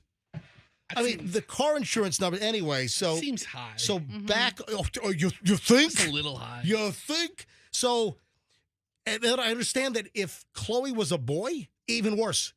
That it's actually a little lower because Chloe is a female and you're not getting a boy or a young man insured. All right, so back to the car for a second. So we feel so bad for Chloe because she was so excited. We go to pick up the vehicle. The tag is on there. The insurance is erased. She got her insurance card printed out and everything. And it was a smooth deal. I mean, dealing with this particular dealer was really, really, really pleasant. But then Done in a day. it was done. We found the car, and then we get there for delivery last night, and the car's damaged.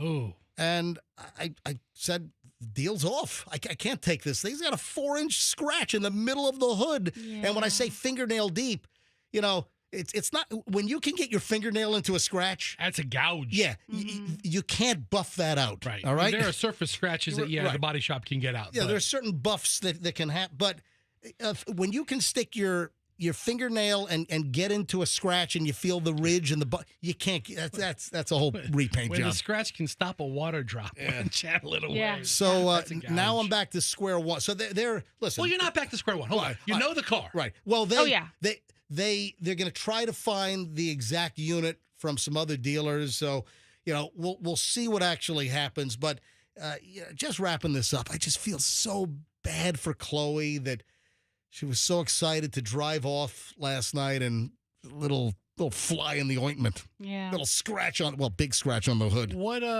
color did you go with? Black. Yeah. Yeah. With a nice like gray speckle in the paint. That's cool. Yeah. Yeah. She And liked it. Did she ask for the lightning streak gouge on the hood? Did she Oh, wait. I just thought of something. What? You know how they can cover it up? with a racing stripe. Yeah, pinstriping. I got my pinstripe guy.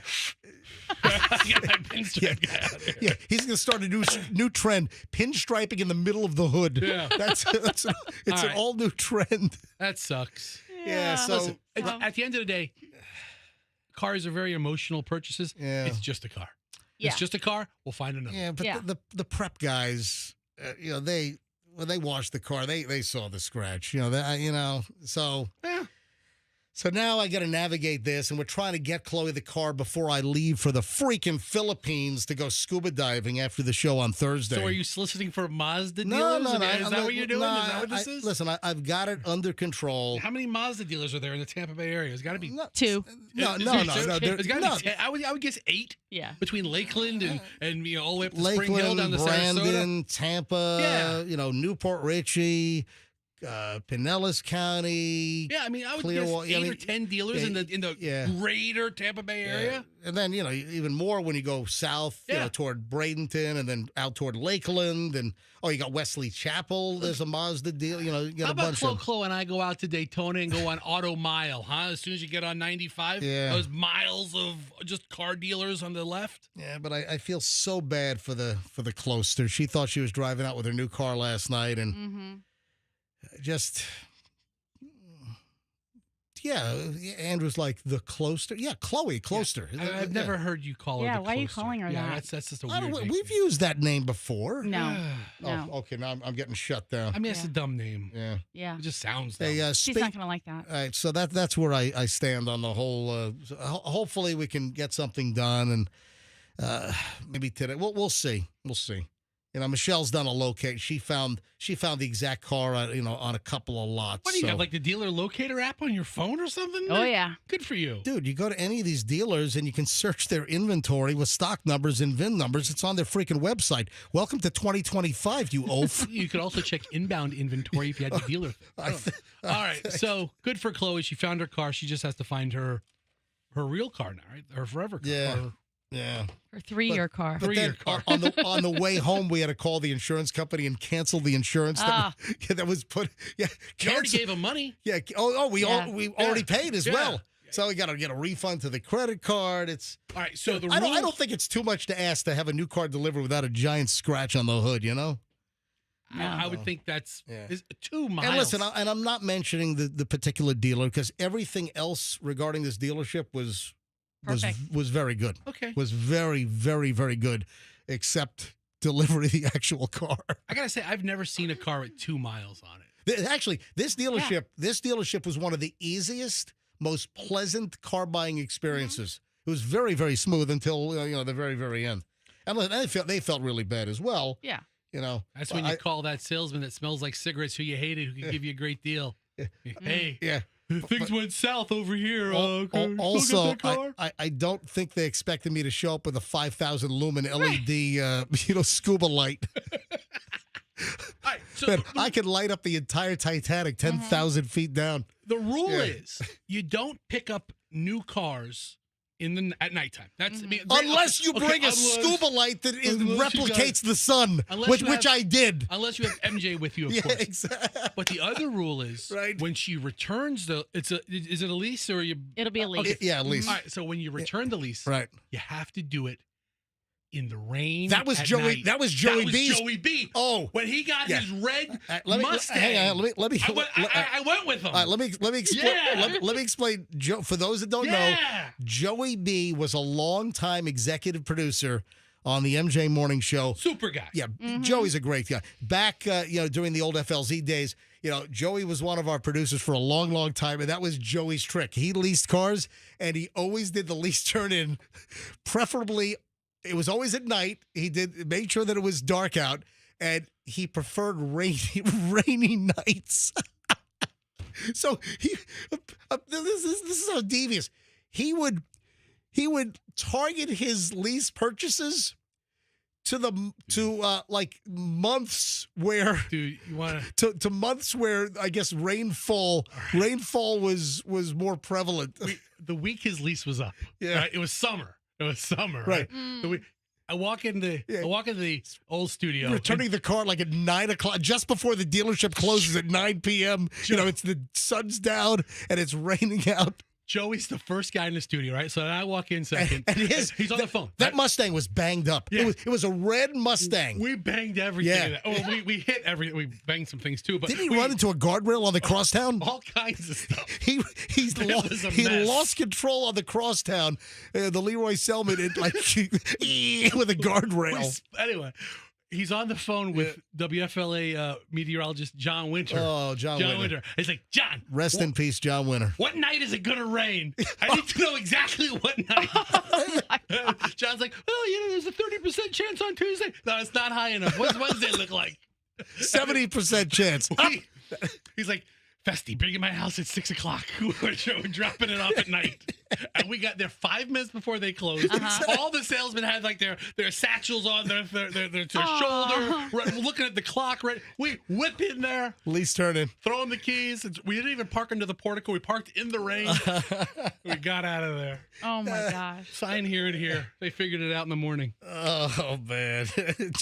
That's how you do it. So when Chloe needs to turn it in, come find me. I'll help. No, there you go. Listen, I'm going to make sure that Chloe, when she finally gets a car, we'll make sure that the car is in pristine shape. Oh, who are you? Upon turning. Hey, let me ask you a question. Sure. I had a little argument with Michelle the other day regarding a kiss. So all right. I'm leaving the house, and I give Michelle just a little kiss goodbye. No, you didn't. Well, Michelle says I did not because I didn't do the. What is it? Why, if you put your lips to somebody else's lips to do a nice little, peck goodbye, a little kiss on the lips goodbye, you've got to do the. Yes. So it's not a kiss until you do the. You got it. You got to do that. That's correct. But the actual action of lip to lip, it's exactly the same. So who the hell decided that who came up with what? Who's the first one that did with this show of affection? Why do you have to go? I mean, think about this. This will get your head spinning. Did you pucker? Why? Yeah. No. There was a slight pucker. Listen, how would you know? I'm in your. Well, you made no noise. You can't see it. Why would you pucker with no noise? You can't make the sound unless you pucker. But the noise. Listen to me. The kiss noise is not a result of puckering. You have to make. These are all different actions. Stop. Putting your lips on somebody else's lips or doing a pucker is a whole separate action than having to make. It's not like the pucker makes the noise, involuntarily. Make the noise without doing the pucker.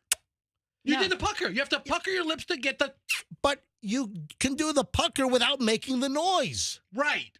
Okay, I understand that part.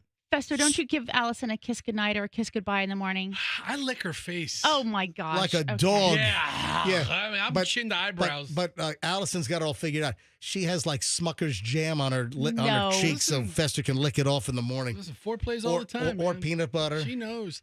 No, or some fluffer nutter. You have to. That's what I give her. So you have to make the sound. You have to pucker up and make the sound. Who came up with law? Otherwise, where did that come from? She might as well be kissing a corpse. Right. Did caveman kiss? Did Neanderthals kiss? And were they doing? Who came up with you got to have the in order for it to be a kiss? Where the hell did that come from? What is the first instance of that happening? All right. I'm just telling you, why is that? So Michelle's like, that's not a kiss. I'm like, yes, it is. I put my lips on your lips. It's a kiss. Well, it's a and then we get into a whole argument that it's not a kiss unless you go. So you got to make the noise in order for it to qualify as a kiss. Yes. So anybody want to weigh in on this? It's a crappy kiss. At the Lightning game and at ball games, they've got the kiss cam. Yeah. Let's go to the kiss phones. All right, 800-990-1047. Anybody want to weigh in on this whole little kiss thing? It's a very sentimental and personal thing. Like if you're giving somebody a kiss, you want it to be meaningful. 800-990-1047. Do you agree that it's not a kiss unless you make the noise? Who invented the noise? Who decided that you pucker and you got it? That's a whole separate voluntary action to actually make the noise? Between us, I decided. But like for my parents, they used to do a triple kiss. And it was a way of saying, I love you. You mean the left cheek, right cheek, No. left cheek, like you're some kind of Frenchman? Or No. three kisses in a row.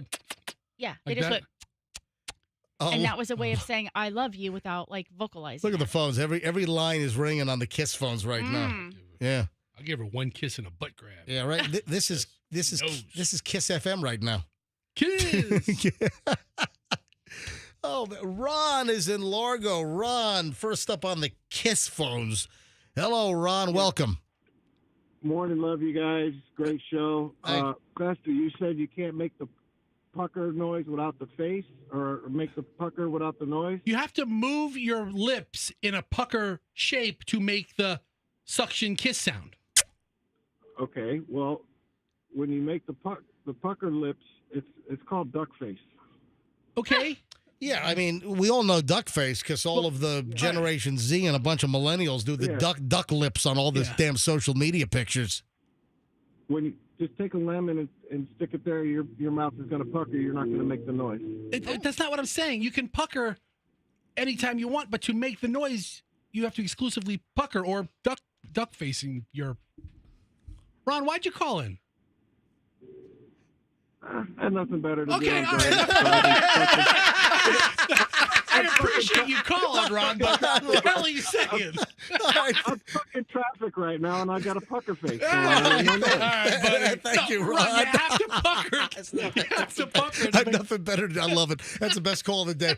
All right, let me grab Lisa. That's an Leesa. Lisa in Largo. Hi, Lisa. Hey. You're on the MJ Morning Show. Good morning. Can you hear me? Loud and clear. Perfect. So, Michelle, I hate to tell you, this is actually an ick for me. I don't like the sound. I think when a guy is kissing me and he's making that sound on purpose, it's not meaningful. It's like, it's almost like he's trying to prove something. I've actually recently had to tell somebody, like, you have to stop making that noise because it's driving me crazy. Oh, wow. I thought, Lisa, we'd get along just fine then. No. Wait. I have a question. Is it? Uncle MJ, I don't think so, but thanks. Hold on. What'd you say? I look at you like Uncle MJ, you know. Oh, I'm getting turned down. I'm getting rejected. Wait, is That it is so funny? just the Also, single? and it's too bad Andrew's, not single because he's my Disney adult friend.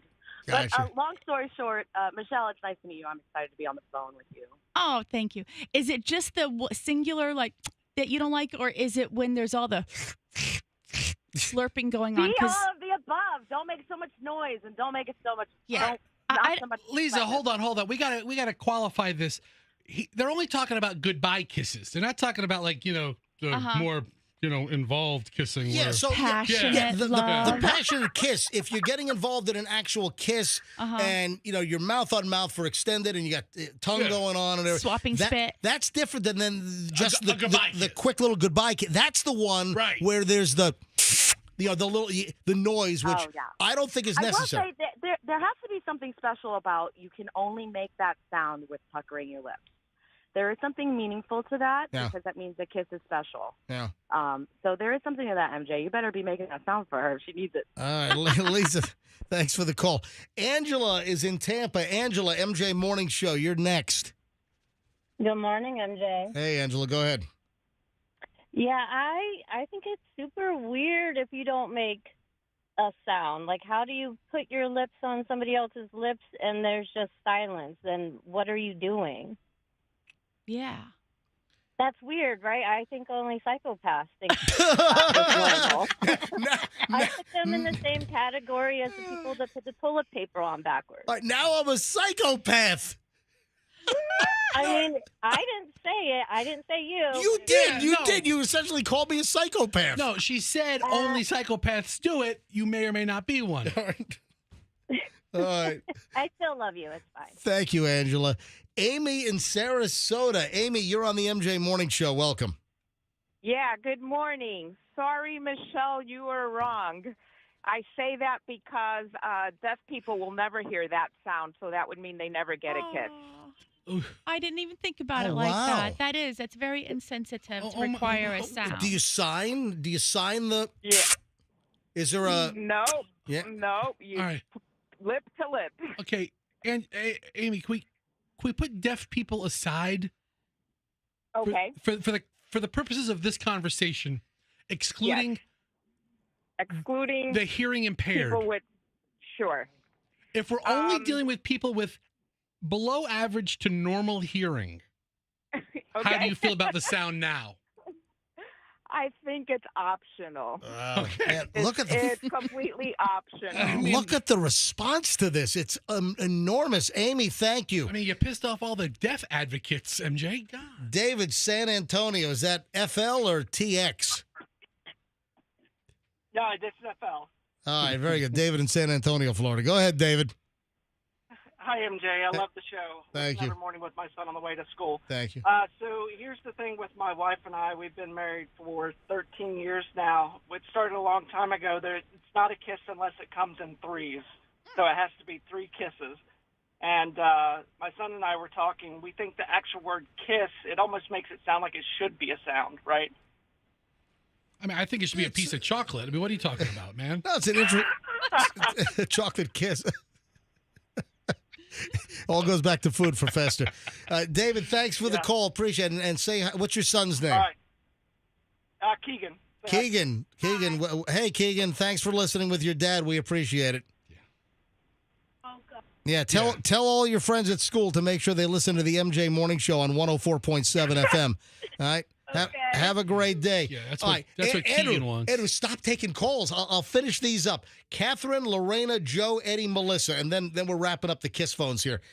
Catherine is next on the MJ Morning Show. Hi, Catherine. Hi, MJ. I think the noise should be optional when you kiss Michelle, and when she reciprocates, it's off the count, so the noise is optional. All right, optional noise. Lorena is in Reddington Shores. Lorena, MJ Morning Show. Hi. Hey, good morning. Hey. Something I thought about was we use that same smoochy kissy sound when we're calling our pets, and it's like a term of endearment. We really use it affectionately. Okay. Yeah. Do you use that, MJ, when you call our dogs?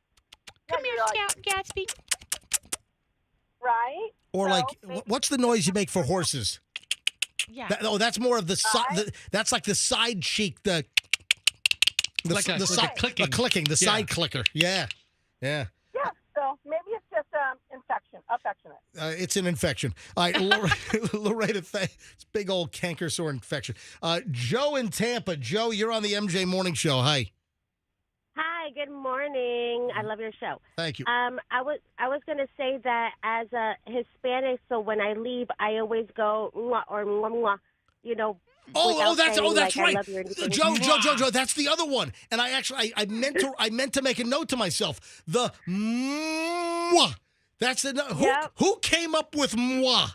MWAH. I don't know. Yeah, everybody in my family does it. I do it, and my husband, he always makes fun of me, even after like 10 years. He's still like, oh. Yeah, the moi. Joe, thank you for bringing that up because I forgot about it, but I had intended to bring up the moi as well. Yeah. It all goes back to the lip pucker. You know, humans come up with the dumbest crap. It is a lip pucker. You guys just like, mwah, I love you. Joe, perfect phone call. Thank you. You're welcome. All right, 2 more. Eddie and then Melissa. Eddie in Brandon, MJ Morning Show. Hi, Eddie. Hey, good morning, guys. Hey. To me, I think that's important because I feel like if you don't make the noise or if you don't smack, like you're pissed off at her or she's mad at you. Yeah. Like you just laying your lips on there like, yeah, whatever, here you go.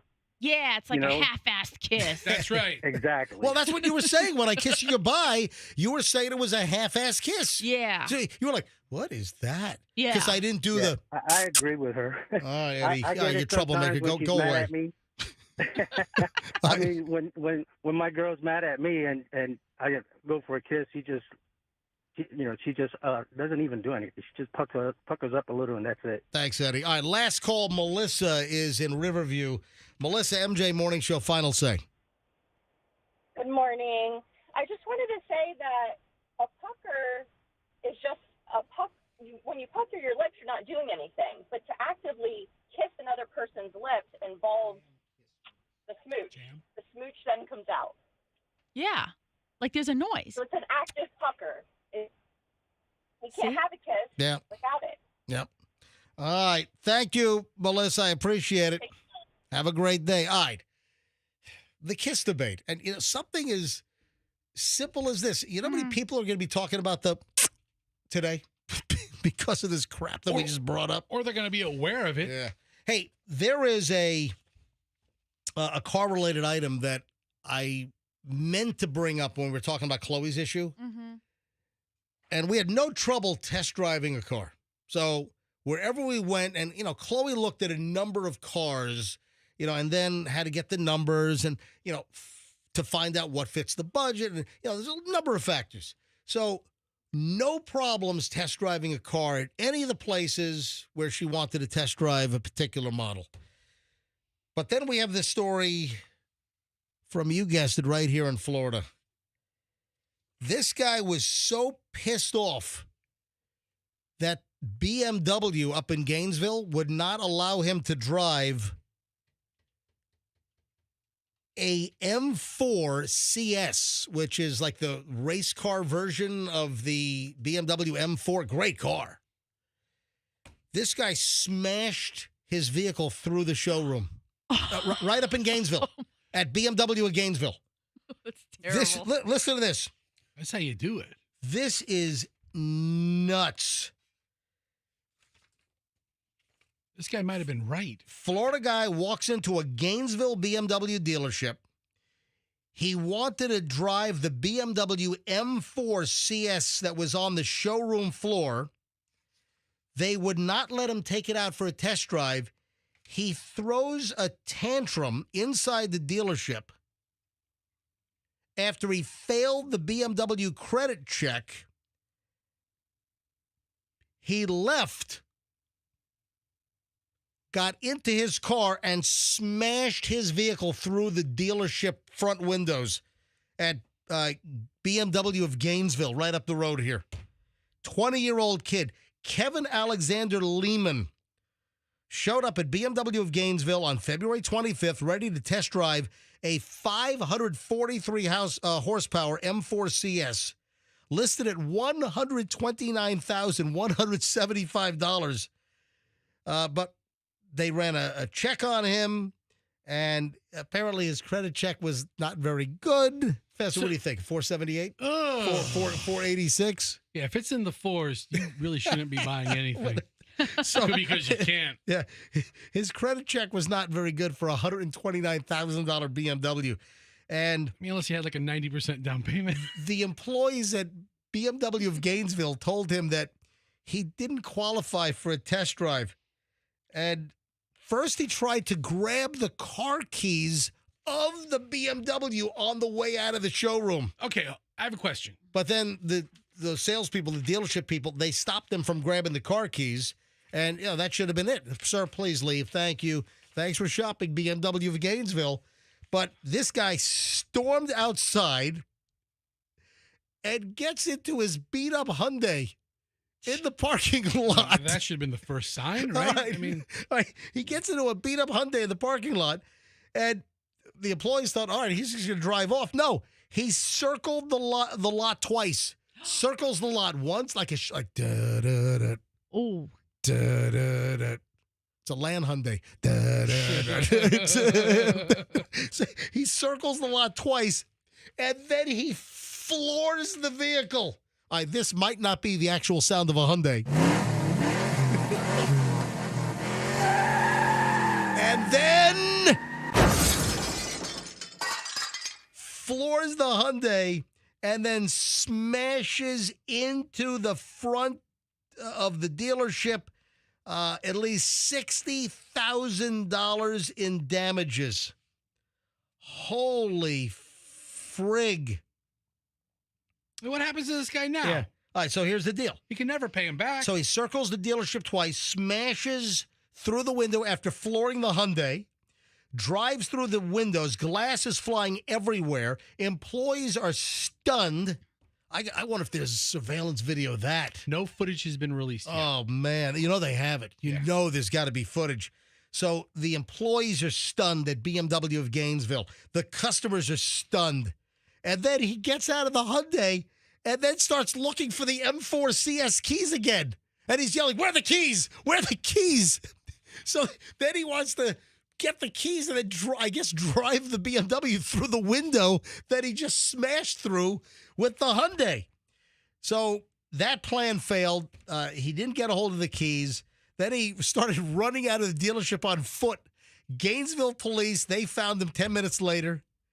$60,000 in damages.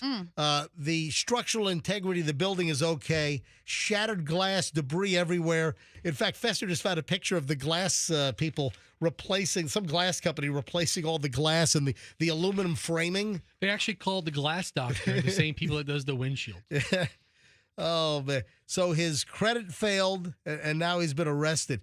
Now he's facing grand theft auto, which I don't know why, but he tried to steal the car. Yeah, he went in there to steal the car. Right. So that would be attempted grand. Well, anyway, so he's facing something like a grand theft charge and then criminal mischief.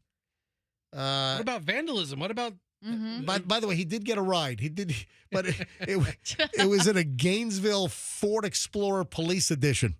The police interceptor. Yeah, he got a ride, not a CS M4, but he got a ride right to the Gainesville police jail. What a joker! I mean, dealerships kind of know if you can ultimately buy this car or not. All right, let me deal with a couple of pieces of email here on the MJ Morning Show, and then ick. What are the ick things that turn women off when they're dating guys? I've got the ick list. And there's actually there's one thing, it's like one of the number one things on what turns women off when they're like dating a guy and they go to his place and like just the ick things that they see in the house or the apartment. I'll get to that in a second. First of all, I want to deal with a couple of emails. And man, I get some conspiracy stuff. Well, we brought up Anthony Bourdain recently, and I don't think it's any secret. I loved Anthony Bourdain. I thought his storytelling, his writing was just incredible. You know, when you watch some of those Bourdain shows, like, the different variations of him traveling the world and eating food, he wrote all that stuff. The amazing descriptive verbiage, the narration, he wrote that stuff. Very talented. I loved Anthony Bourdain. I just loved his attitude, and I was very saddened. And we recently brought that up. Some reason Bourdain came up, and then mentioned that I'm just so sad he committed suicide in France over the girl. So I get this email from Sue in Seminole. Please do your research and do not ever believe this strong, outspoken man was suicidal.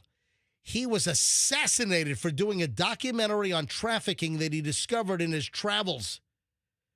Chester Bennington, is that Ron's brother? Was also taken out along with another famous musician, Chris Cornell. And they were moving on to the next full-length feature. The documentary had a preview that was released. Organization was shut down, likely from threats. Human trafficking needs more exposure. Do not shy away from the topic. Go out with a bang and purpose. Sue in Seminole with a conspiracy that Anthony Bourdain did not take his own life over emotional issues with this breakup with the girl he was dating. She's suggesting that he was assassinated because he was on to trafficking, human trafficking. That theory's out there. I never heard it. Did you just find this? Yes. What the hell did you find? When you use the Googles, Avicii, Bennington, Cornell, and Bourdain are some of the celebrities that have been. I don't know how all of them died. Taken out, assassinated, but the theory eliminated. Right, that they were all assassinated for one reason or another. All right. Well, this is a conspiracy connection or suggestion that it's because Bourdain was exposing human trafficking. All right, listen, I don't believe that for one freaking moment. You don't believe? I mean, think about where he's traveled in the world. I mean, he's seen things that normal Joes, even a well-traveled person, can only imagine. All right, listen to this email. Bumper music question. MJ, I listen to your program almost daily. I live in North Carolina. And, of course, folks, if you ever miss any bit of the show, if you like what you hear, don't you ever wonder what happened in the previous 2.5 hours on the MJ Morning Show or whatever you miss, the show is podcast. We're on all the major platforms. You can download the MyQ105 Tampa Bay app, and you can listen to our podcast. You can listen to Livestream. We're on all of the major Apple Podcasts, Spotify, every single day. Every show is usually posted by 11 a.m. So you can listen to the podcast, listen live if you want on any of these streams as well. So Mike writes in, I listen to your program almost daily. I live in North Carolina, so I have to listen to the podcast. No, you can listen live. So Mike in North Carolina, he has a 727 number, so he must have been here and then he relocated to North Carolina. Yeah. But Mike, you can listen to us live. You can go to mjmorningshow.com and there's a red button in the upper right-hand corner. Listen on a computer desktop. Just click Listen Live on your computer right now. Or on our app, the MyQ105 app. Or on the iHeart app or the Odyssey or the TuneIn app. You can listen to us live. All right, anyway, so he says, lives in North Carolina, listens to the podcast.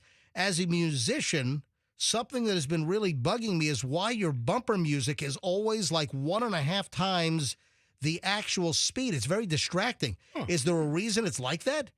Is it the crappy equipment in your studio that's defaulting to it? It might be. I'd really like you to look into it because sometimes the songs don't even sound like the original that are playing so fast. Just curious if you were aware. All right. First of all, Mike, thank you for the email. I highly appreciate the engagement. But our bumper music, when we come back from commercial breaks, I've got a whole variety. I've got several pages of different, bumper. But play some.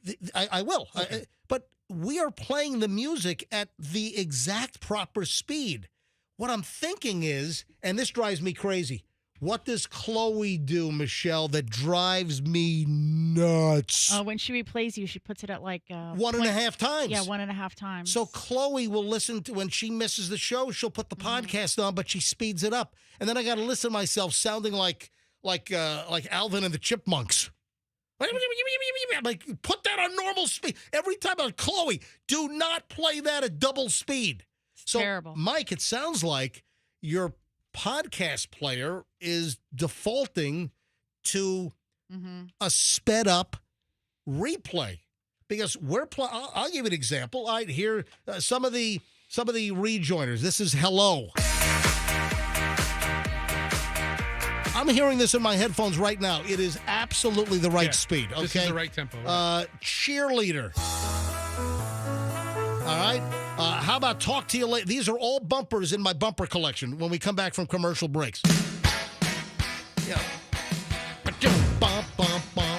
The Tubes, Talk to You Later. The Top Gun anthem. This is all normal. Barbara Streisand. Barbara Streisand. Yeah. 2001. This is all normal speed, Mike, so I don't know what's going on. You done with the bumper music? Should I play any more? This is normal speed, Mike. I'm telling you, I'm listening to it in my headphones.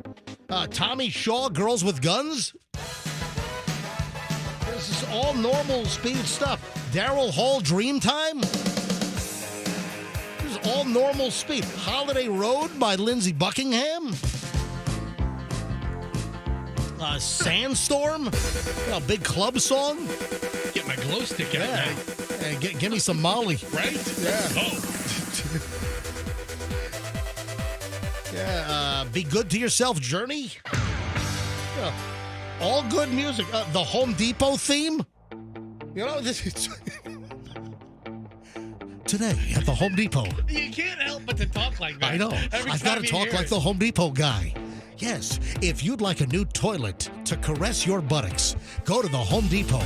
It's the big spring toilet event at the Home Depot, where doers get things done, where pooers get things done. Especially with the toilet department. You're exactly right. I know. But all of this is normal. Bust it. A little Young MC, going through my rejoiner collection. The Soup Dragons. Remember this? This is all normal speed. Midnight Blue, Lou Gramm. A great song. All normal speed. Doobie Brothers, The Doctor. Yes, This is all normal speed stuff. Who says we don't play music on this show? We just play it 20 seconds at a time. Get ready. This is all normal. Get ready for this. Good Life. What is this? New Republic, right? Good Life? What a great song. Yeah. Twilight Zone. Yeah, it's all normal speed music here. All right, that's. I've got 58 more I can play, but I won't. They're all instrumental versions of it because we eventually talk over. Yeah, because it's bumper music. Yeah. So, Mike, check your podcast replay. It sounds like it's sped up. That your podcast, whatever player you're using, that it's in some kind of a speed up mode as default. Yeah, make sure it's playing at the normal speed and not sped up. Anything else you'd like to add, Fester? Nothing. All right, let's talk about the ick factor. About what? I told you a few minutes ago that women that go to guys' apartments, if they're dating, or there are numerous things that turn women off. And one of these, I'm like, holy crap, really? That women are turned off by a series of things if they're dating a guy. Maybe they're a couple of dates in, maybe it's the first date. But these are things that just totally ick women out. And one of the top items, and I had no idea this was a thing, when a woman sees a guy's apartment and in his bedroom, the bed has no bed frame. Ooh. Yes. I mean, if it's just two mattresses on the floor or a box spring. Or just sitting on a box spring. Yeah, box or spring on maybe just a platform of the. Apparently, women want bed frames and headboards and all the accoutrement. Yeah. So this is a red flag, and I had no idea.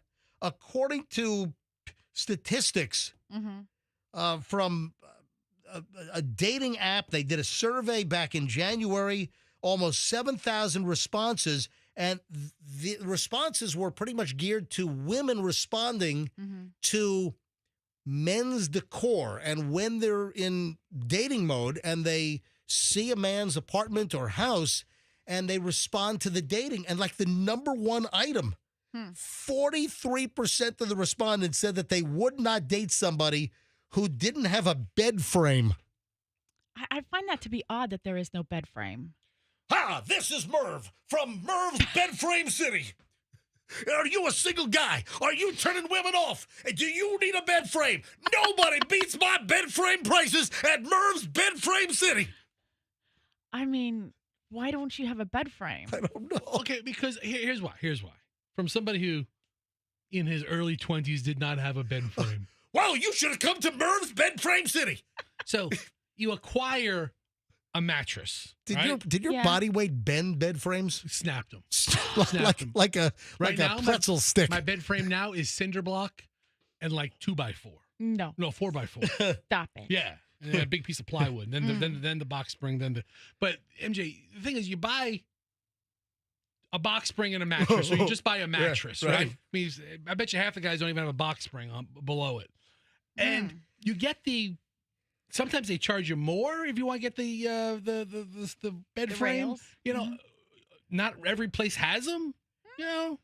No. Places have bed frames. I mean, hopefully you put your mattress and box spring, or if it's just a platform and you don't need a mattress, then it goes into a bed, furniture, The typical life of like a 22-year-old as opposed to a 52-year-old is very different.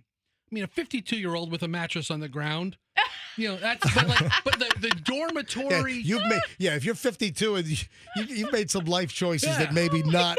But the 20. What are you laughing at, Michelle? 52-year-old with no bed frame. If you're 22 and you're living in an apartment, you have a roommate, you may not be there for 2 more months. You have a kind of a transient vibe to you. So you just buy a mattress and throw it on the floor? Throw it on the floor. You know what? Good enough. That'll be great. Okay, no thank you. Your own freedom, absolutely. Let's go to phones. I would love to ask women listening right now, are guys with lack of a bed frame and their inability apparently to go to Merv's Bed Frame City for the best prices, best selection of bed frames anywhere. How many locations? I will not be beaten. 7 locations. Merv's Bed Frame City.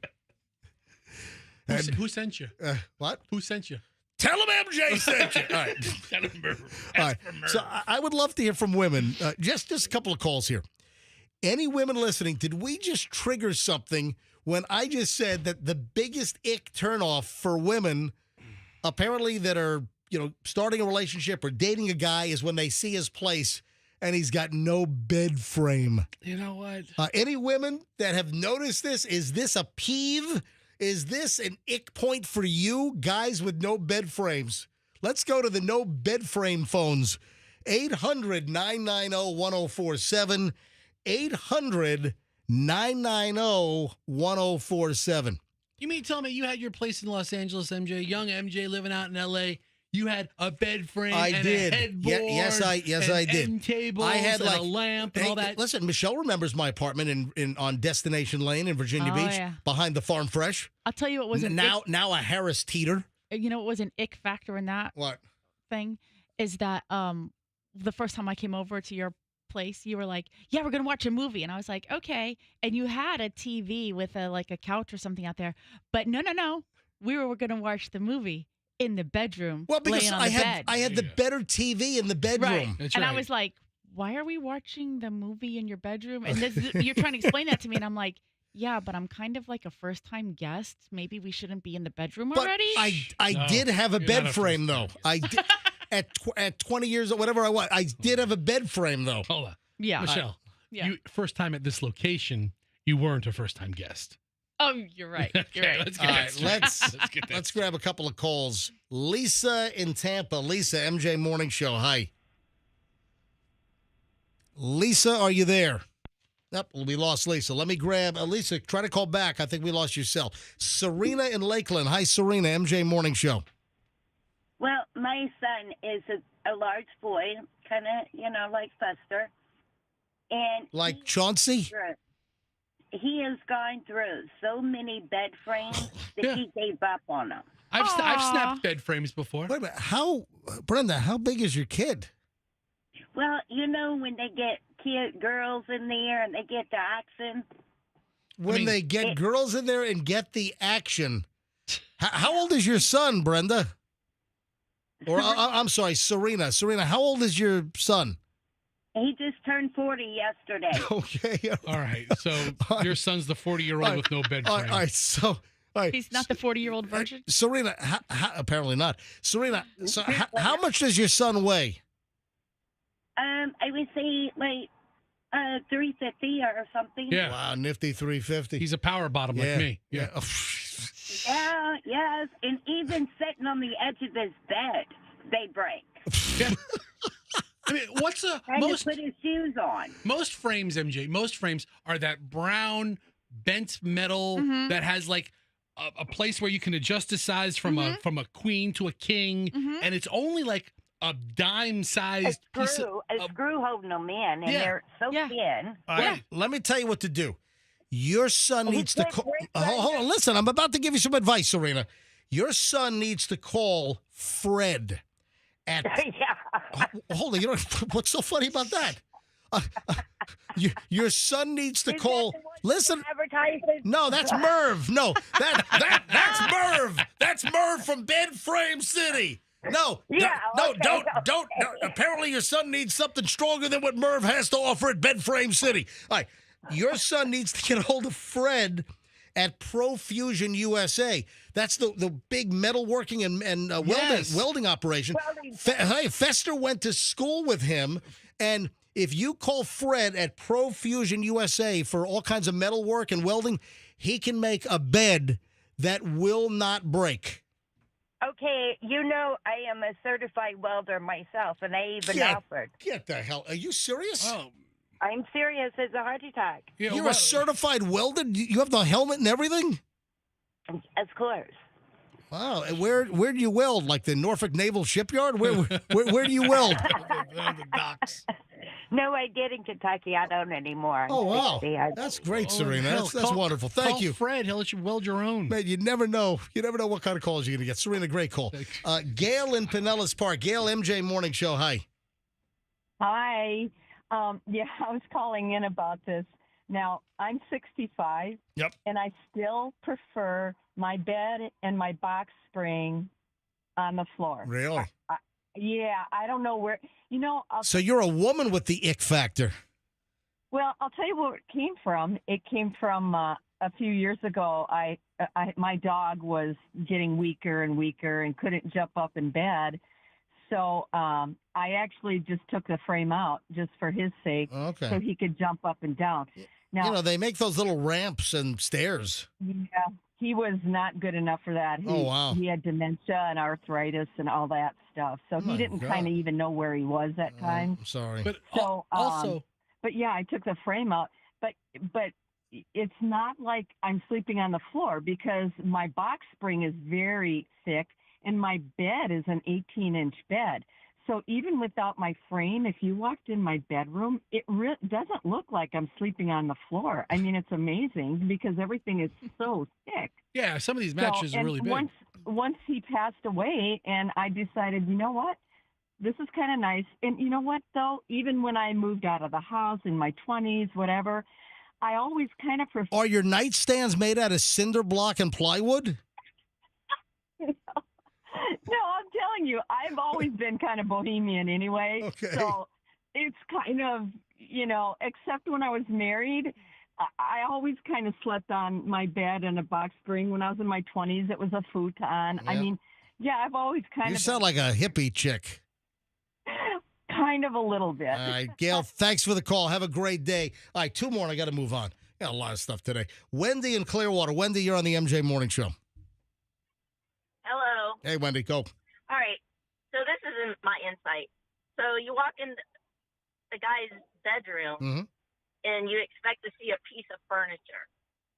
And I think the way I'm thinking is if you just see a mattress that's just sex room. Am I allowed to say that? Yeah. Hold on. So if you think there's no furniture, no bed frame, and it's just a mattress or a mattress on a box spring with no frame, you think that indicates sex room? Yeah. It's like if you're... I would feel that, I mean, it's never happened to me, but I would feel like it's like, oh, here's my bedroom. And it's like, oh, he just brings a bunch of women home and just throws them on this mattress and is done with them and kicks them out. That's the way I look at it. Ha! This is Merv from Merv's Bed Frame City. If you don't want women to think that you have a sex room, you need to come get a bed frame from me, Merv at Big Merv's Bed Frame City. So 7 locations. Or I'm just... Basically, it's just a pound pad. Hold on, Michelle. What did you say? It to her, it's like a pound pad. Yeah. Oh, Right? yeah. Like, All right. Wendy, thanks for the call. Great phone call. Thank you, Wendy. They don't have to worry about that banging on the wall or anything. That's right. No headboard. That's right. All right. Well, thank you, Wendy. Have a good one. I mean, are there even sheets on this thing? Is there a blanket? All right. And then there are a couple of the icks, but guys with no bed frames, number one ick for women. All right. Keenal, one of our regulars from Wesley Chapel. All right. Final say. You're up. Hey, so what age are these women that are having ick factors that, there is no bed frame in the room? Because, these days a 20-year-old, I wouldn't expect a 20-year-old to have a proper bedroom furniture. You, MJ, you grew up in a different time where, when you were 20, you had already been working by the time you were 14 years old, so you had some saved up. Plus, I was a customer at Merv's Bed Frame City. Yeah, okay, that too.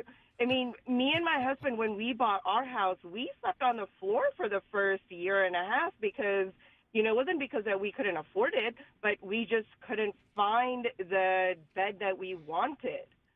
So there are different factors to take into account. I mean, if it's somebody who's 40-plus years old. So you couldn't find anything from the Cindy Crawford collection? Yeah.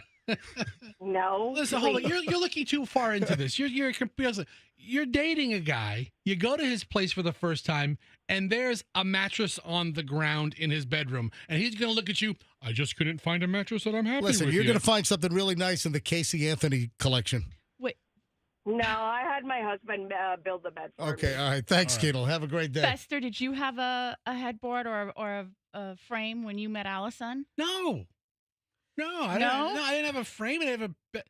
I had a couple of jokes, fistful of cash. She wasn't icked out. The other icks are a man that has all kinds of dirty dishes piled up in the sink. Dirty dishes are the thing. I always make sure if I was going to bring over a lady friend that the dishes were at least manageable. The other ick factors are dirty clothes and towels lying around. Yeah.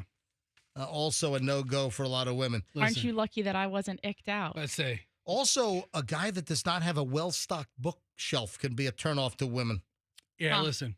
You come over to my place at 2 a.m., you're not worried about what I'm reading. If you're hitting the pound pad, do you really care if there's a bookshelf? You're not moving in, honey. I don't think there was a time I came over to your place that you didn't have dirty dishes and you didn't have dirty laundry, like just everywhere. But I had a bed frame from Merv's Bed Frame City. 5 easy payments. Yes. Yes, I did. Hey, there's a weird story that I didn't get to. When did I print this out? I printed this out on the 27th. So that was, late last week. So I didn't get to this, but I don't know how many people heard about it. Did you hear about the woman that stepped on keys that were in the pocket of her jeans? I saw the video. Locally. Oh, man. So I'm looking at I printed this out last week on the 27th. I printed this story out from Channel 8. Heard a crunch. Key pierces St. Pete woman's foot through jeans. Man, you got to be careful what's in your pockets and, leaving the clothes on the floor. So the woman apparently went to the doctor's office when a key pierced and lodged in the bottom of her foot. Madison Martin went to Bayfront Hospital in St. Pete back on Feb 19, stepped on a pair of jeans that she left on the floor. Well, don't be a slob. Don't leave your laundry lying around the house like me. Yeah. It's waiting for you to jump in there, Michelle. I mean, you're lucky. You're too zoned into the pound pad. Yeah. You're lucky that you did not step on your key growing up. Why is that? Because you had the big pile of clothes. Oh, yeah. So this woman, Madison Martin, told doctors when she stepped down initially she heard a crunch.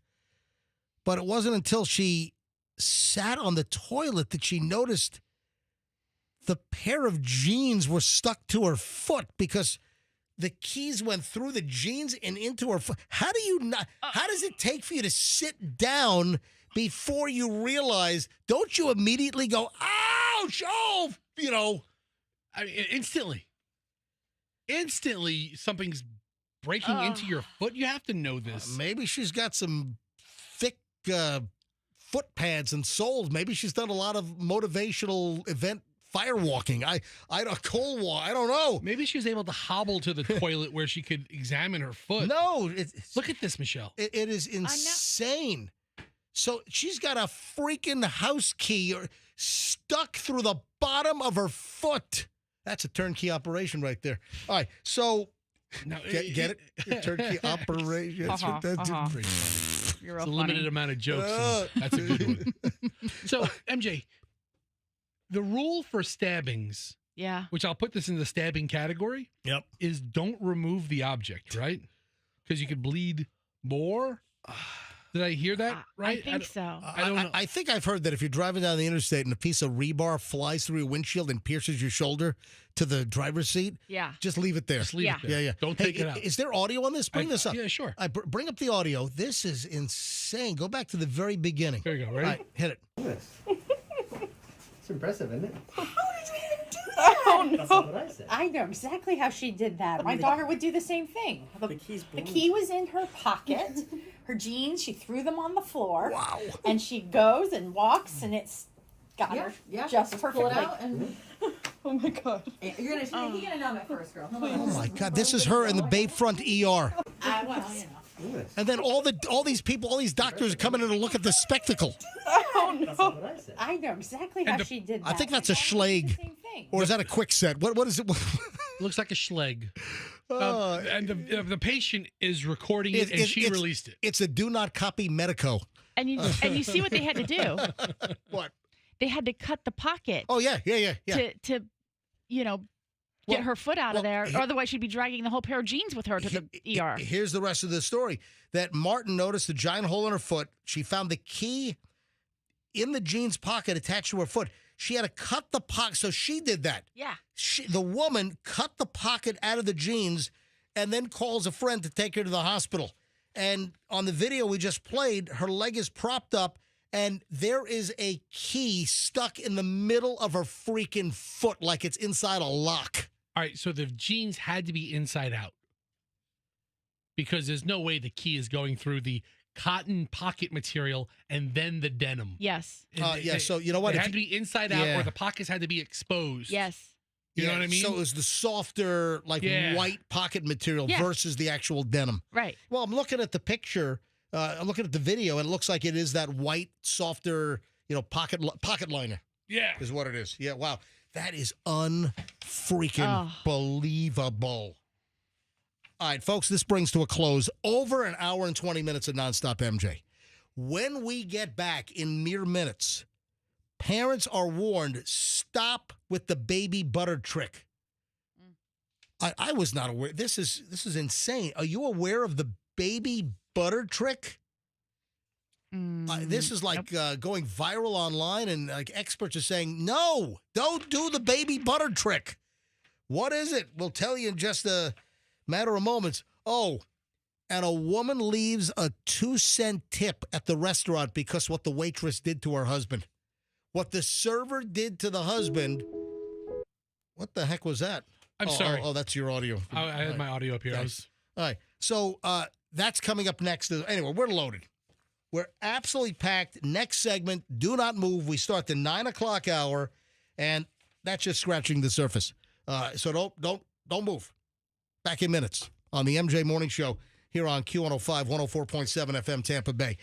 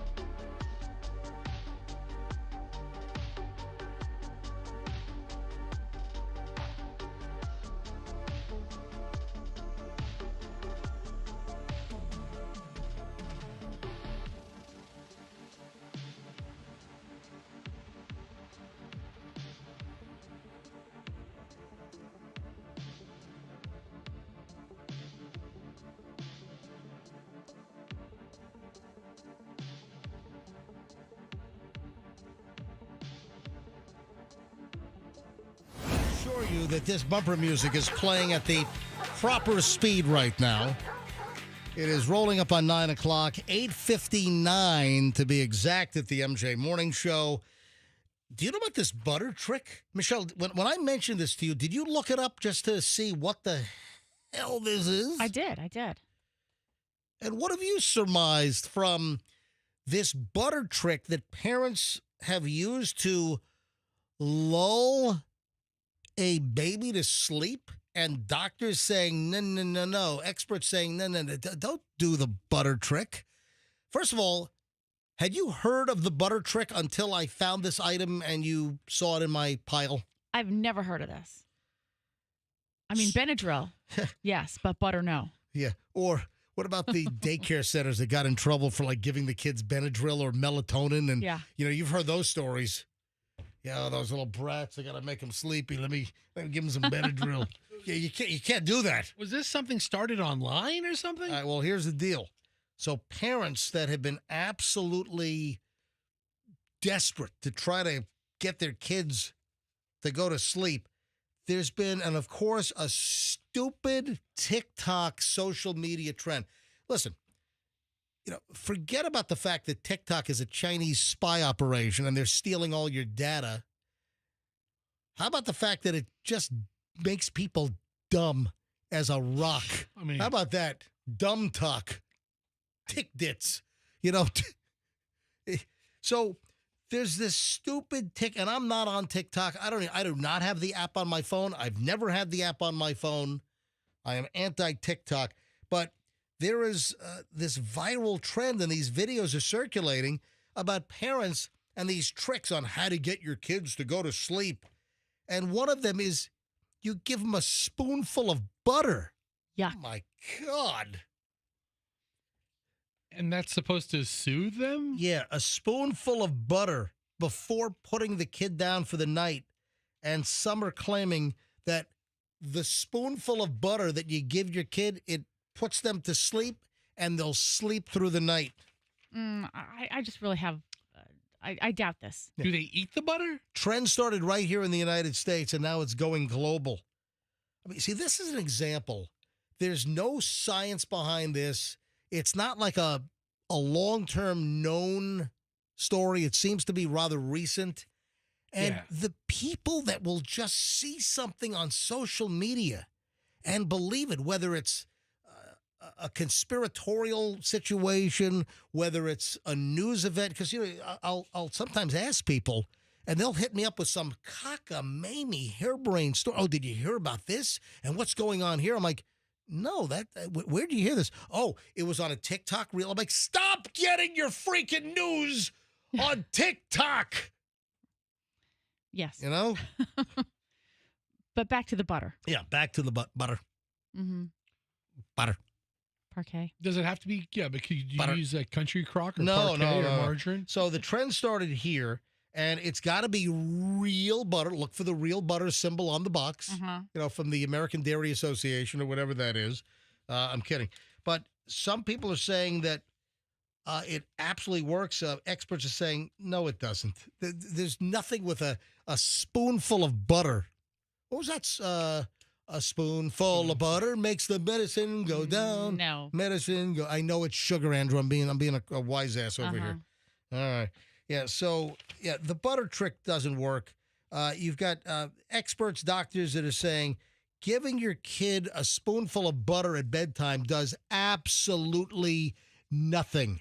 Butter, a whole teaspoon packed with butter in your kid's mouth is not going to make them sleep through the night. Stop following ridiculous, dumbass things on social media. Why do they say that? Because they think it keeps their tummies full? Yeah. They're not going to wake up hungry? I'm trying to figure it out, Fester. I don't... It's a little bit of fat in their system?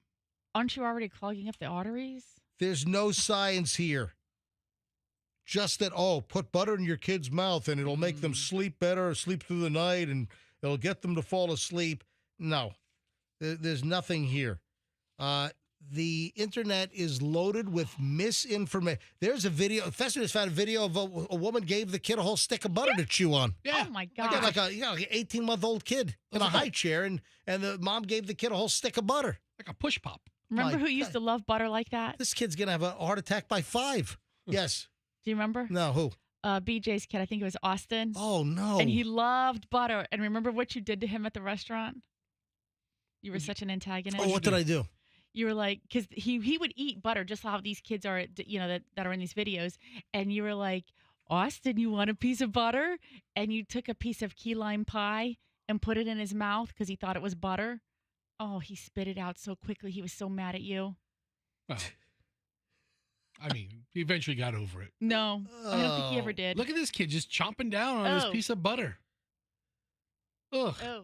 And the idea is that they go to bed or stay asleep? Yeah, there's no rhyme or reason. There's no science. It's just an example. There are so many just stupid, made-up, so-called hacks that float around on social media, on these reels or these TikTok things.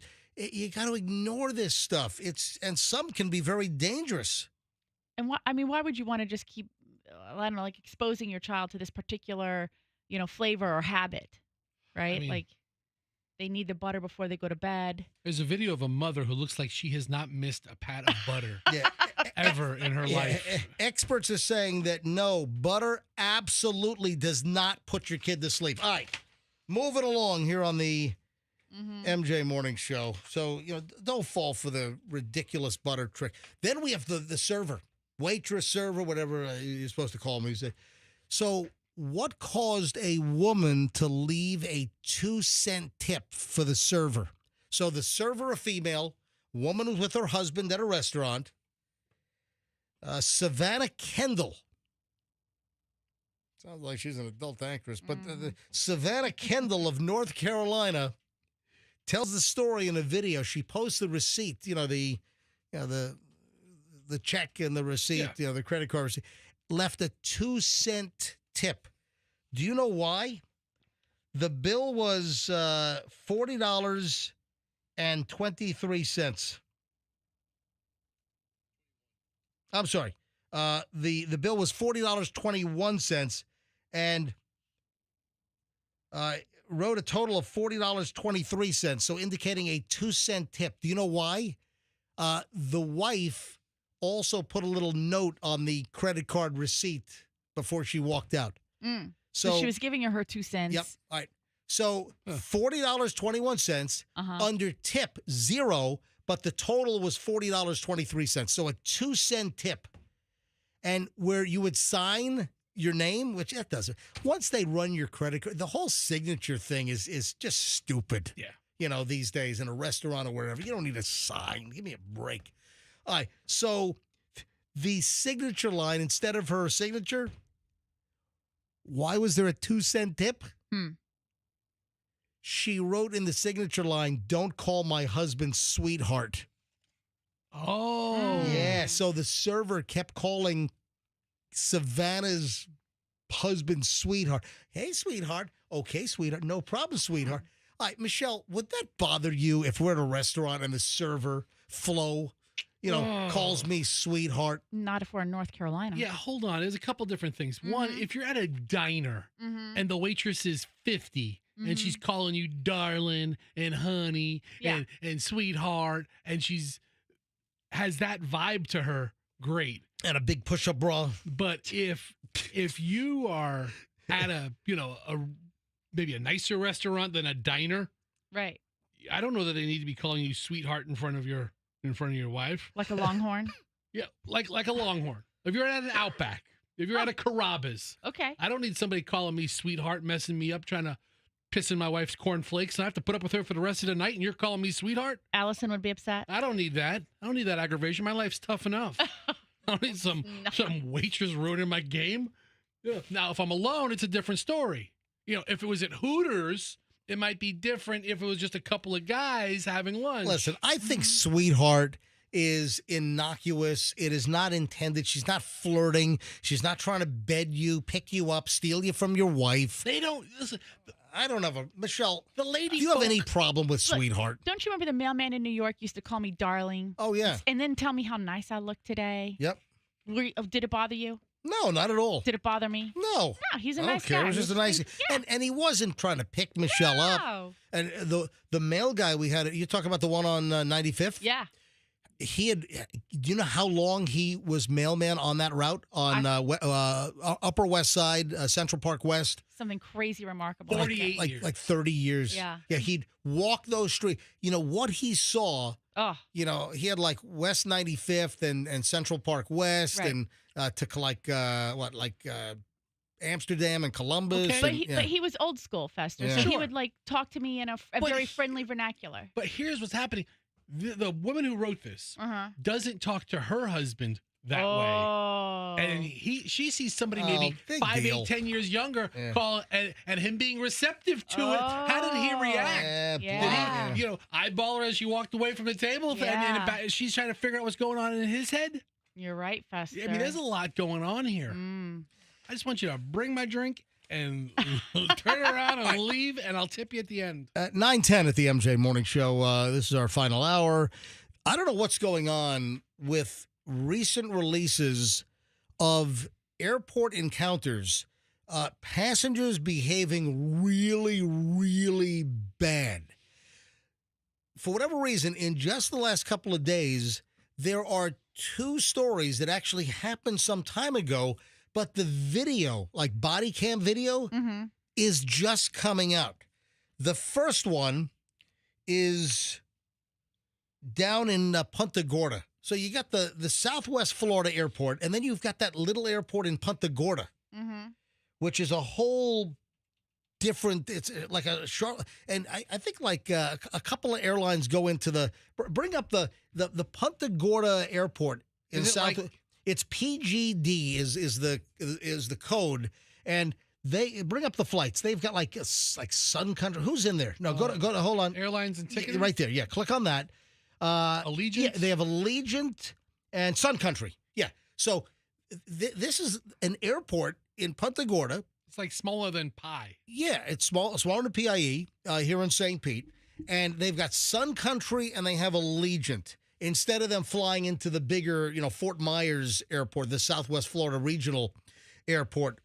And so this happened at the Charlotte County Airport, Punta Gorda Airport. And the video just came out. This happened a year ago, but the video has just been released. And it's a drunk woman on an Allegiant flight. And the body cam footage shows this woman landing in Southwest Florida, just drunk. She flew in from Michigan, and she's being taken off the plane for, being disorderly and drunk on the airplane. The woman identified only as Marcy happened a year ago on February 15th, Punta Gorda Airport in Charlotte. And the plane had landed, and the police were heard saying they got a 911 call about a woman being belligerent on the aircraft. Somebody called 911 from the aircraft about this belligerent woman. So the Charlotte County Sheriff's Department, they meet the airplane to see what the hell's going on. And the video has just come out, and the husband is with Marcy. The husband is trying to de-escalate it, and she doesn't want to give the cops her ID. It's you got to hear this. The audio and the video is just crazy with this woman. Here, come with me. We're going to go that way. All right, so this is Charlotte County Sheriff's Office, and they're telling her, hey, follow my instructions, come with me. They're trying to see what the hell's going on with this drunken, disorderly woman. And somebody called. Can you imagine you're on a flight, you land, and a passenger calls 911 on you? Hey, yeah, we got this really drunk, obnoxious, loud, rowdy woman on the flight. Yeah, the flight attendants didn't notify the captain to, tell the tower to have the cops. Hey, listen to this. Here, come with me. We're going to go that way. You have a driver's license? Do. You see it? But I would like you to tell me why. I will. I'll explain it to you. I'm just going to apply with bullshit. All right, come on. Come on. You're in a secure area. Come on. I'm Sergeant Marsh. I work for the Charlotte County Sheriff's Office. And what is the problem? You started it. So go. Is this your husband? Yeah. Okay. Let me have your ID. No. Not until you tell me. Okay. Listen. May I have your ID? No. I'm going to arrest you if you don't give me your ID. I'm going to arrest you if you don't give me your ID. You have no right. No right. Yes. Actually, you know what? Drunk. My son. Give her your ID. What? I'm drunk, what? Drunk and disorderly. Well, that would be from Allegiant, wouldn't it? All right, so she's now blaming Allegiant. So she then blames Allegiant. Oh, that would be Allegiant, because Allegiant apparently served her a little bit of alcohol on that flight. So she's trying to blame her state on Allegiant Airlines. I don't care. I didn't give you the drinks. I'm not drunk. Marcy. All right, there's the husband. Yeah. Marcy, give him the driver's license. Marcy, give the deputy the ID. Give him your ID. Give me your ID. Marcy, just give me your ID and we'll go home. Let's go. Come on. You go. No, I'm not. All right, and she's got the whole you go. She's got the whole drug face, and she's pointing at the husband in the face. This poor husband. Oh my God, man! It's got to be a handful living with Marcy. All right, here we go. It started because of you. It's nothing to do with it. All right, so then she says it all started because of you. So is she making the claim that she was getting loaded on the airplane because of the husband? I mean, he might have had one drink and said, "Hey, Marcy, do you want one?" No, or maybe they're having some kind of an issue, some kind of a fight, and she was just kind of burying her problems with the alcohol. Well, it continues. Listen, this doesn't have to be that hard.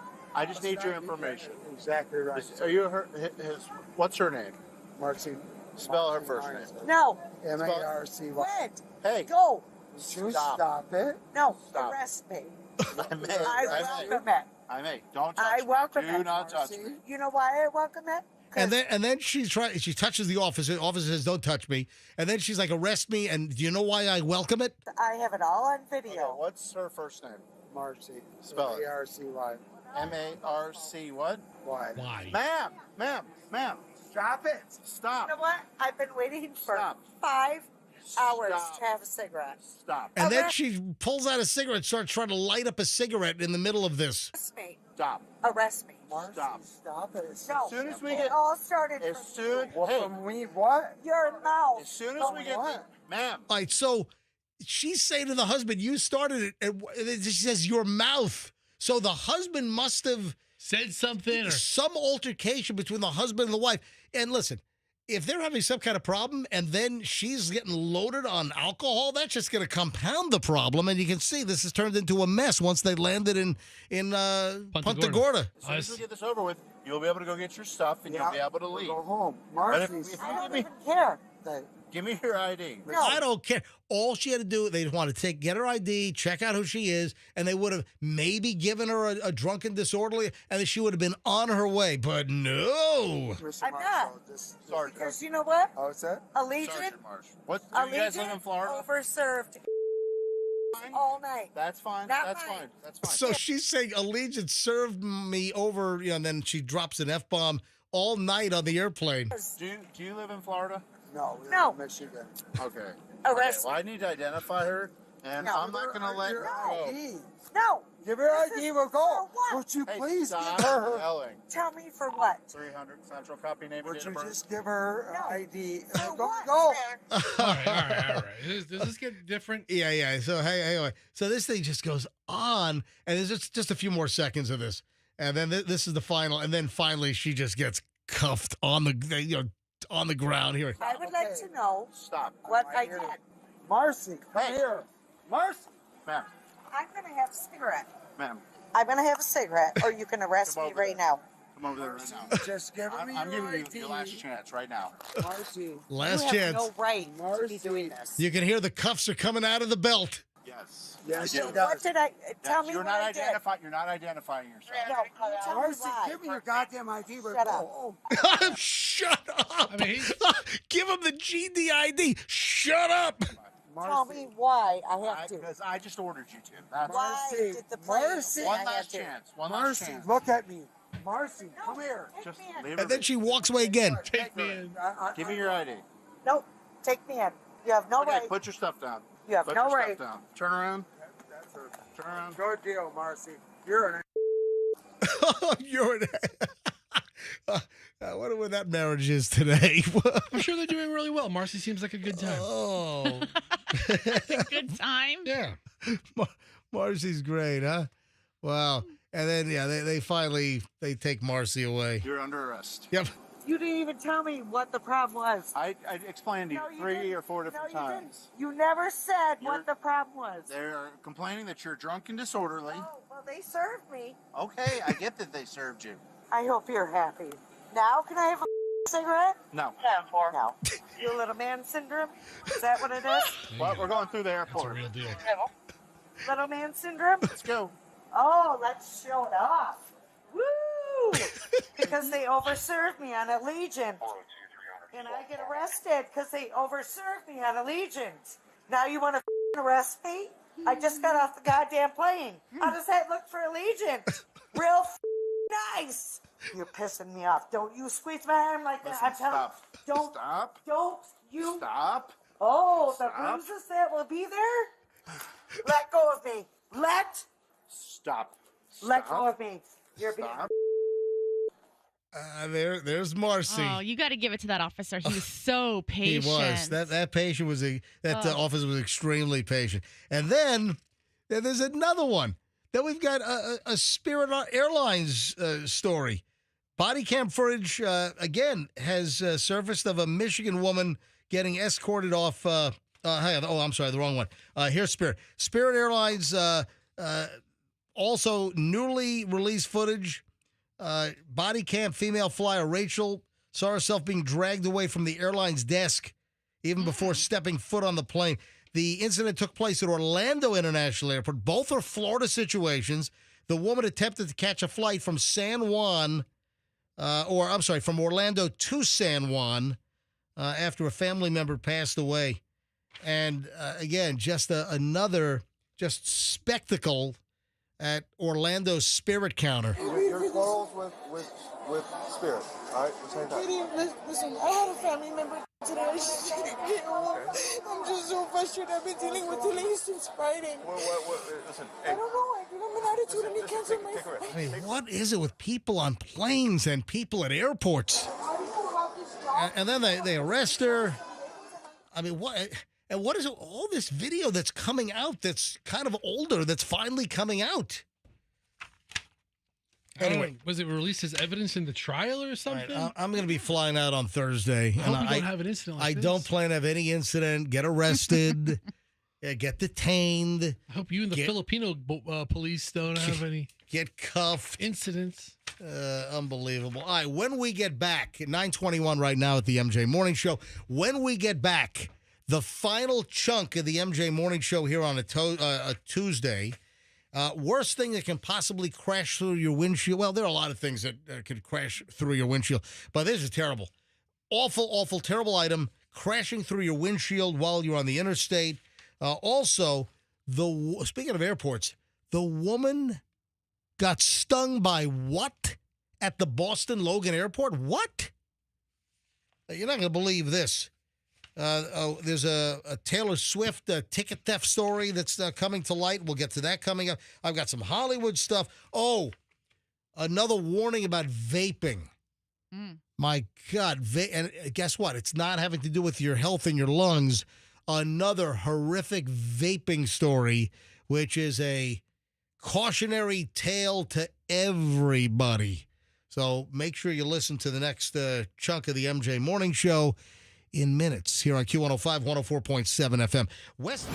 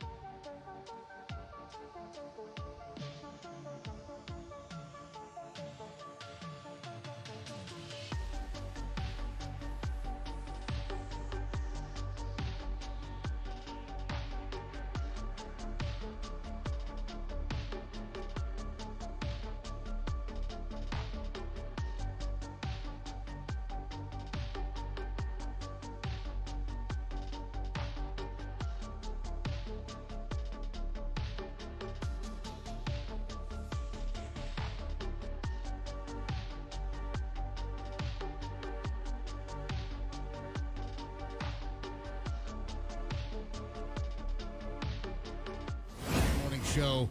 Who is ready for the final chunk of the MJ Morning Show here on a Tuesday? Well, here you go. I've got a perfect puzzle for you. Oompa loompa doopa-dee-dee. If you are wise, you'll listen to me. Yeah, just mixing up the bumper music. All right, so I like that. Guess who has now confirmed his 14th child?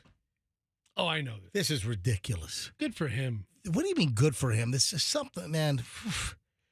Why not? You know who it is, Michelle? Elon Musk. It is. Elon Musk, 14th kid now confirmed. He's on like a little bit of a hot streak, right? So wait a minute. Is he confirming that the woman that came forward, like a month ago and said that she was the baby mama for kid 13? I guess he's now confirming that because now he's confirming the birth of his likely 14th. These are the known ones. I mean, if you're with him, you're keeping tabs. Has he been tested? For I don't know. For rocket rickets. I don't know. He obviously has a headboard or a frame. Yeah, right. I guess so, man.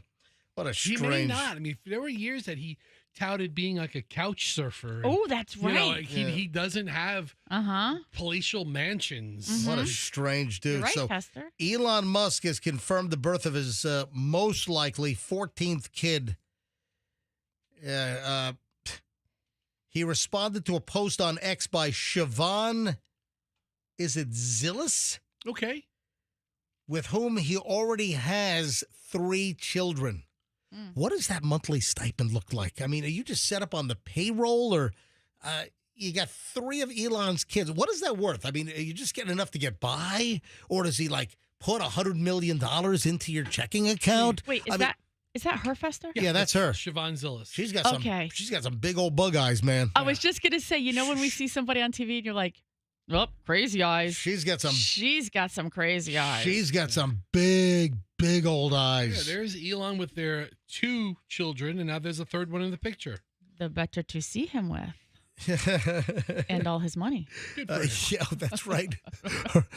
Big eyes to see those big piles of money. Right. So what does she get? So now, this is the 4th child that Elon has had with her?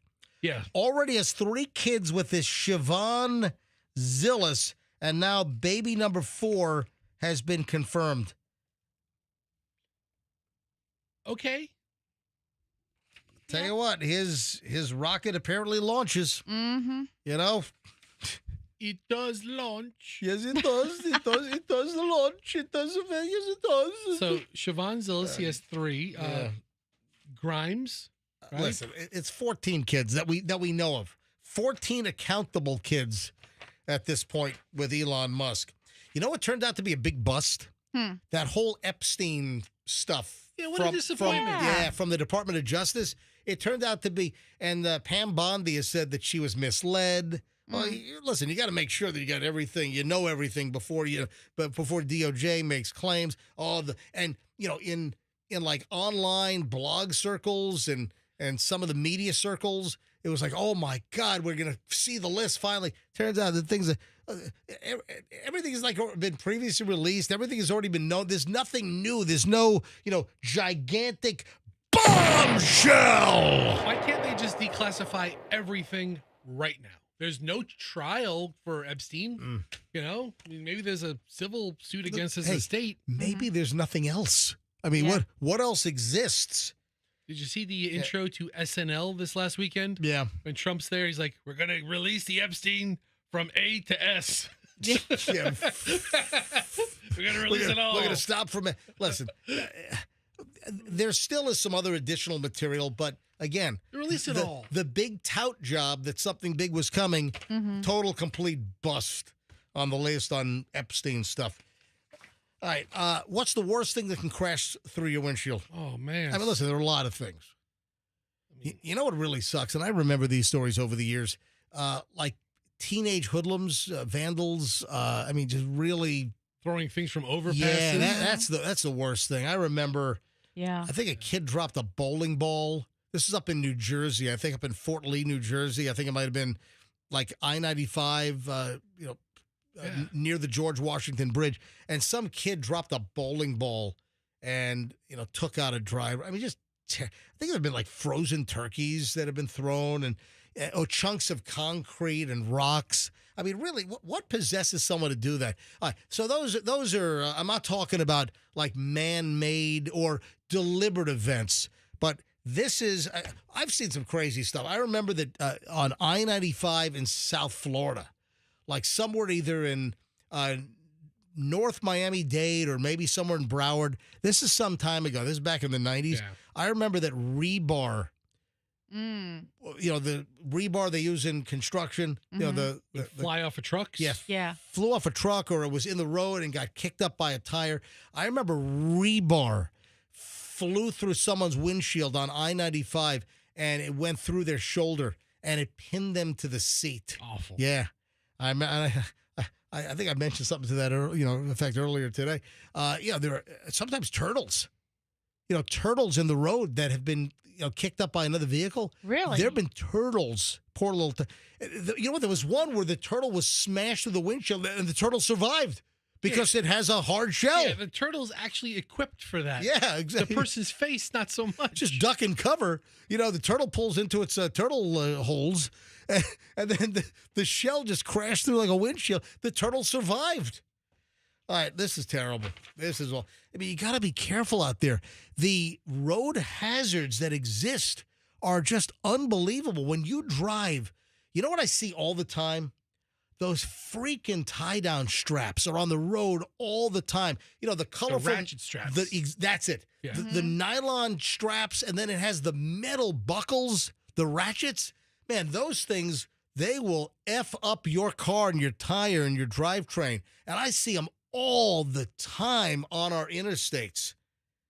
I mean, how about ratcheting those straps so they don't fall off your vehicle and end up in the middle of the damn road? What happens is you carry your load and then you release it or you throw it away or whatever you're doing with it. You drop it off. You said carry your load. And release your load. But you drop off everything and then you throw the ratchet straps in the back of the truck and they bounce out. Well, here's the latest. And guess what? It's right here.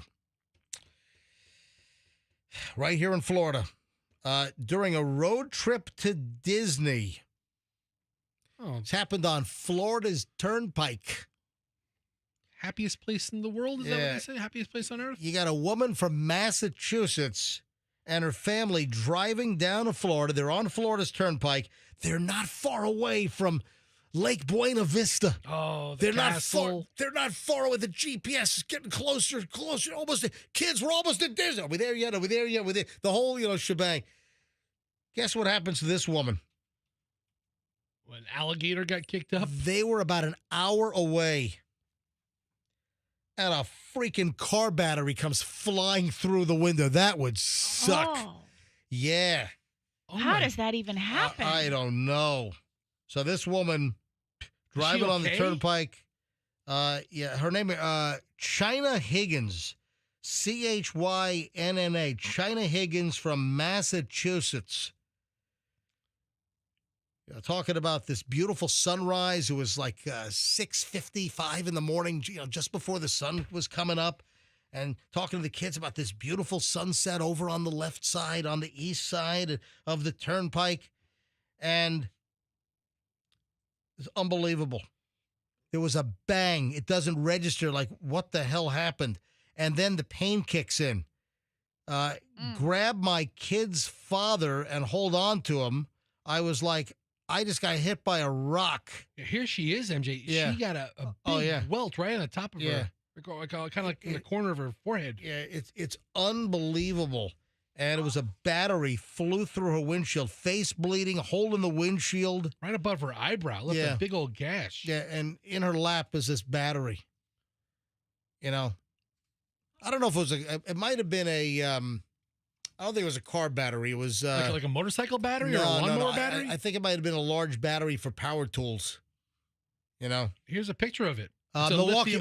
Is that Milwaukee? It's a lithium battery for like a handheld drill or something. Yeah, I got you. All right, man, that sucks.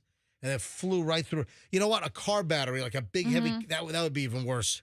Yeah, if a car battery flew through. But it's a large battery that flew through the windshield. She got a deep gash above her left eye. This could have been. She had 11 stitches. This could have been so much worse. Yeah. So road hazards. Hey, speaking of hazards, be careful getting your luggage at Boston Logan International Airport. Woman gets stung by a scorpion. Oh, no. Here I am. Dun-dun, dun-dun-dun. Sting you at Boston Logan Airport. Dun-dun, Here dun-dun, I am. Dun-dun-dun. Terminal E. Yeah, the woman's picking up her luggage. This is from one of the channels up in Boston, WCVB. 40-year-old woman being treated at Boston Hospital.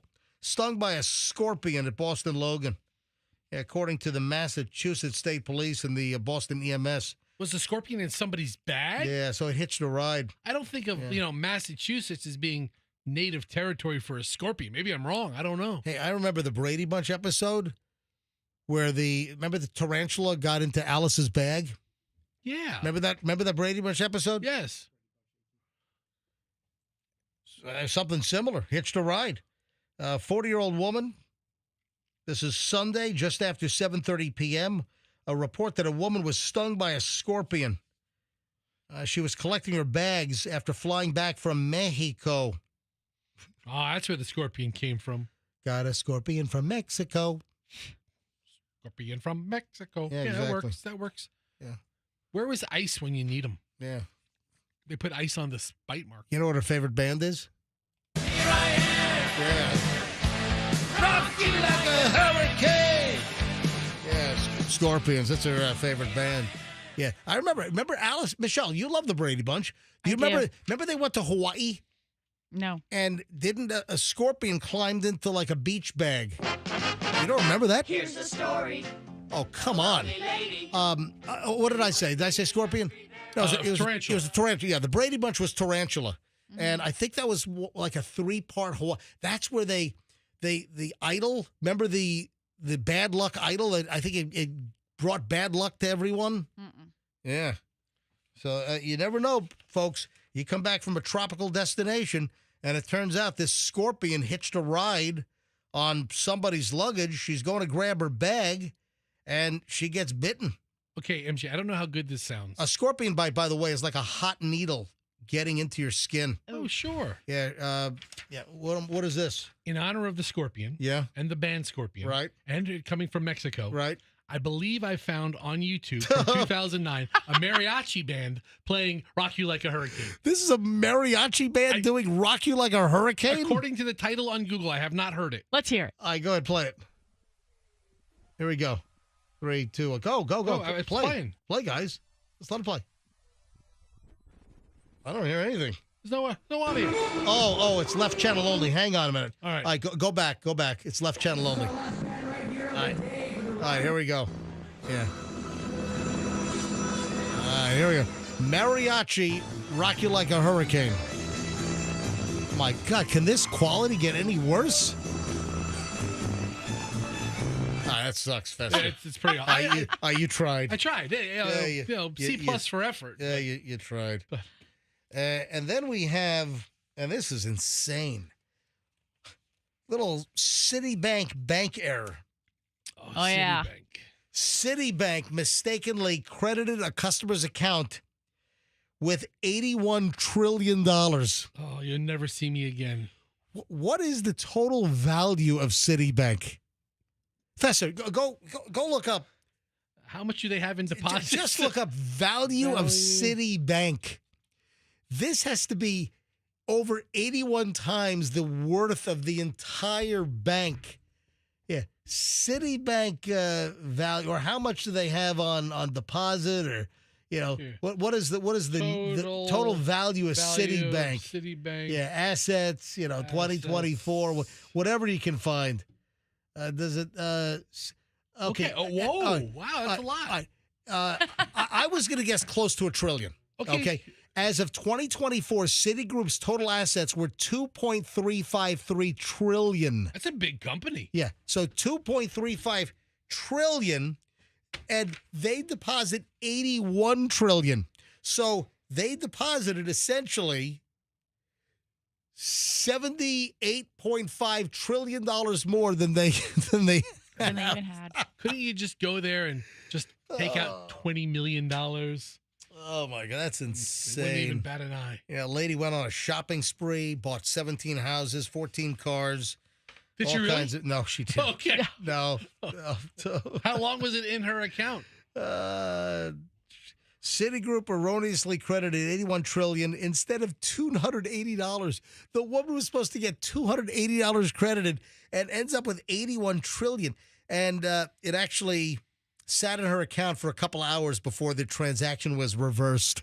Can she at least keep the interest that accrued in like 6 hours? Because that would be like a couple of $1 million, right? Interest accrued, $9 million. Yeah, right. 5 hours. Yeah.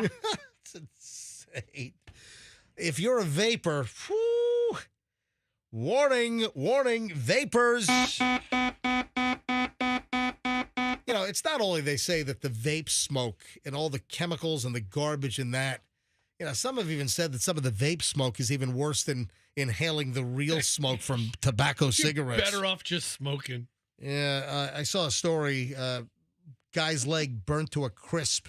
The vape pen caught on fire in his pocket. Dude, sometimes they get really hot, man. Yeah. Well, these things, they have a battery to then turn the liquid into the vapor.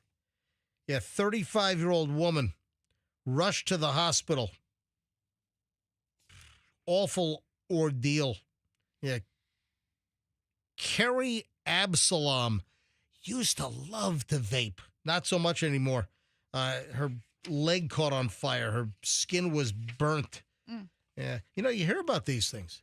You hear about vape pens, having malfunctions and sparking, or, cause, the little lithium ion batteries in there. Can you not pack vape pens on? I don't think nothing lithium. So you're not, and this is what gets scary, because you hear about flights where somebody's like lithium battery from a computer or a cell phone catches on fire, or battery banks catch on fire. There was just a recent, I think it was on China Airways, Taiwanese airline, one of the Asian airlines. It was just I believe I saw a story of a battery bank, catching on fire, but it was in the cabin. The scary thing is, and this is why they ban lithium-ion cells underneath the airplane. The scary thing is if these things catch fire in the cargo hold and the extinguishing system's not able to put it out, and, you got a value jet situation, on your hands. Yeah. And that's going to suck. Oh, and then, what time is it? 9:46. I got one last thing here. Let me just make sure that I've, actually, two quickies here, and then we got to shut things down. Cyber crooks have been busted. These cyber crooks, they stole nearly 1,000 Taylor Swift tickets off of the ticket sales from the Eras tour that just concluded back in December. And it's like, wow. How did they do this? this is nuts. They were busted up in New York. You got to hear the details here. 2 cyber criminals are in big trouble for stealing almost 1,000 concert tickets, mostly for Taylor Swift's Eras tour. And you got to love this. Tyrone Rose, 20, of Kingston, Jamaica, and Shamara Simmons, 31, of Jamaica, Queens. Wow. You got Jamaica's represented from both ends. Sides. Yeah, absolutely. That's great. Busted in Queens for resale scam of Swifties, raked in $635,000, according to the Queens, New York District Attorney's Office. So aside from a bulk of tickets previously purchased by adoring fans for the Eras tour, but it was Taylor Swift. It was also Adele, Ed Sheeran, some NBA games, and also the U.S. Open at Flushing. So those were some of the other tickets that were part of their racket. According to the charges, the defendants tried to use the popularity of Swift's concert tour and other high-profile events to profit. They allegedly exploited a loophole to steal tickets to the biggest shows. Rose was working for a third-party StubHub contractor in Kingston, Jamaica, when he and another at-large suspect intercepted about 350 StubHub orders amounting to 993 tickets. And they used their access to StubHub's computer system. They weaseled into secure areas online for tickets that were already sold and emailed to the buyer for download. They intercepted those and then put those up for sale. Oh, that's pretty devious. What a freaking scheme. They managed to access this secure area on the StubHub computer network, posted the tickets on StubHub, resold them for a profit. Wow. I mean, clearly they had a back door to get into a StubHub third-party vendor is how they did this. But, you have people that bought tickets. They're waiting for the tickets to be sent, but they intercept them and then put them up for sale? Never reply back to the email. You just lost your money. Wow. So, clearly they can do some forensic computer work, find out where the tickets were, where they were, and then just try to backtrack and find who, if there's any fingerprints that were left. And you know what they said?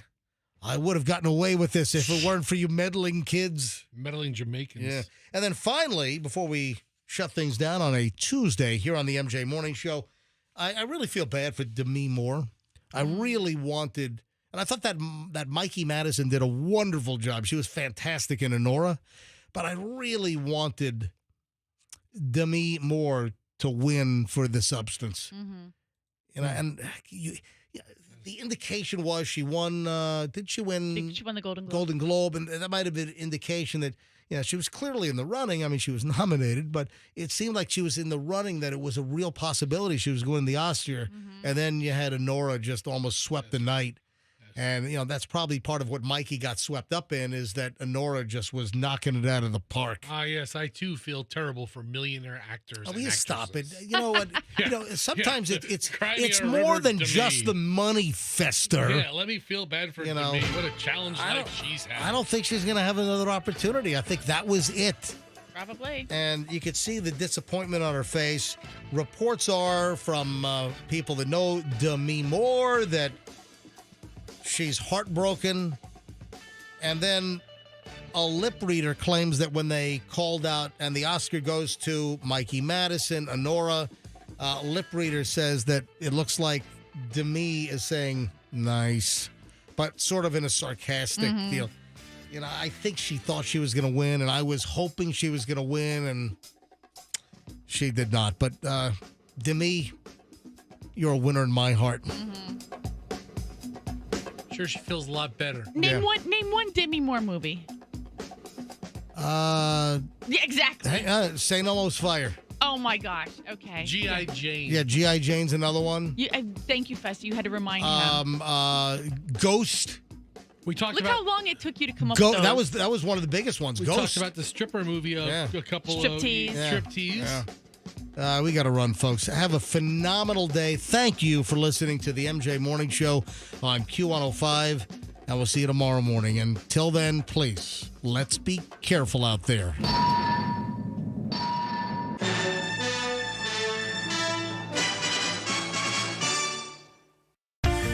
Hear the latest MJ Morning Show podcast on the Q105 app, powered by Anna Jar and Levine Accident Attorneys. Call 1-800-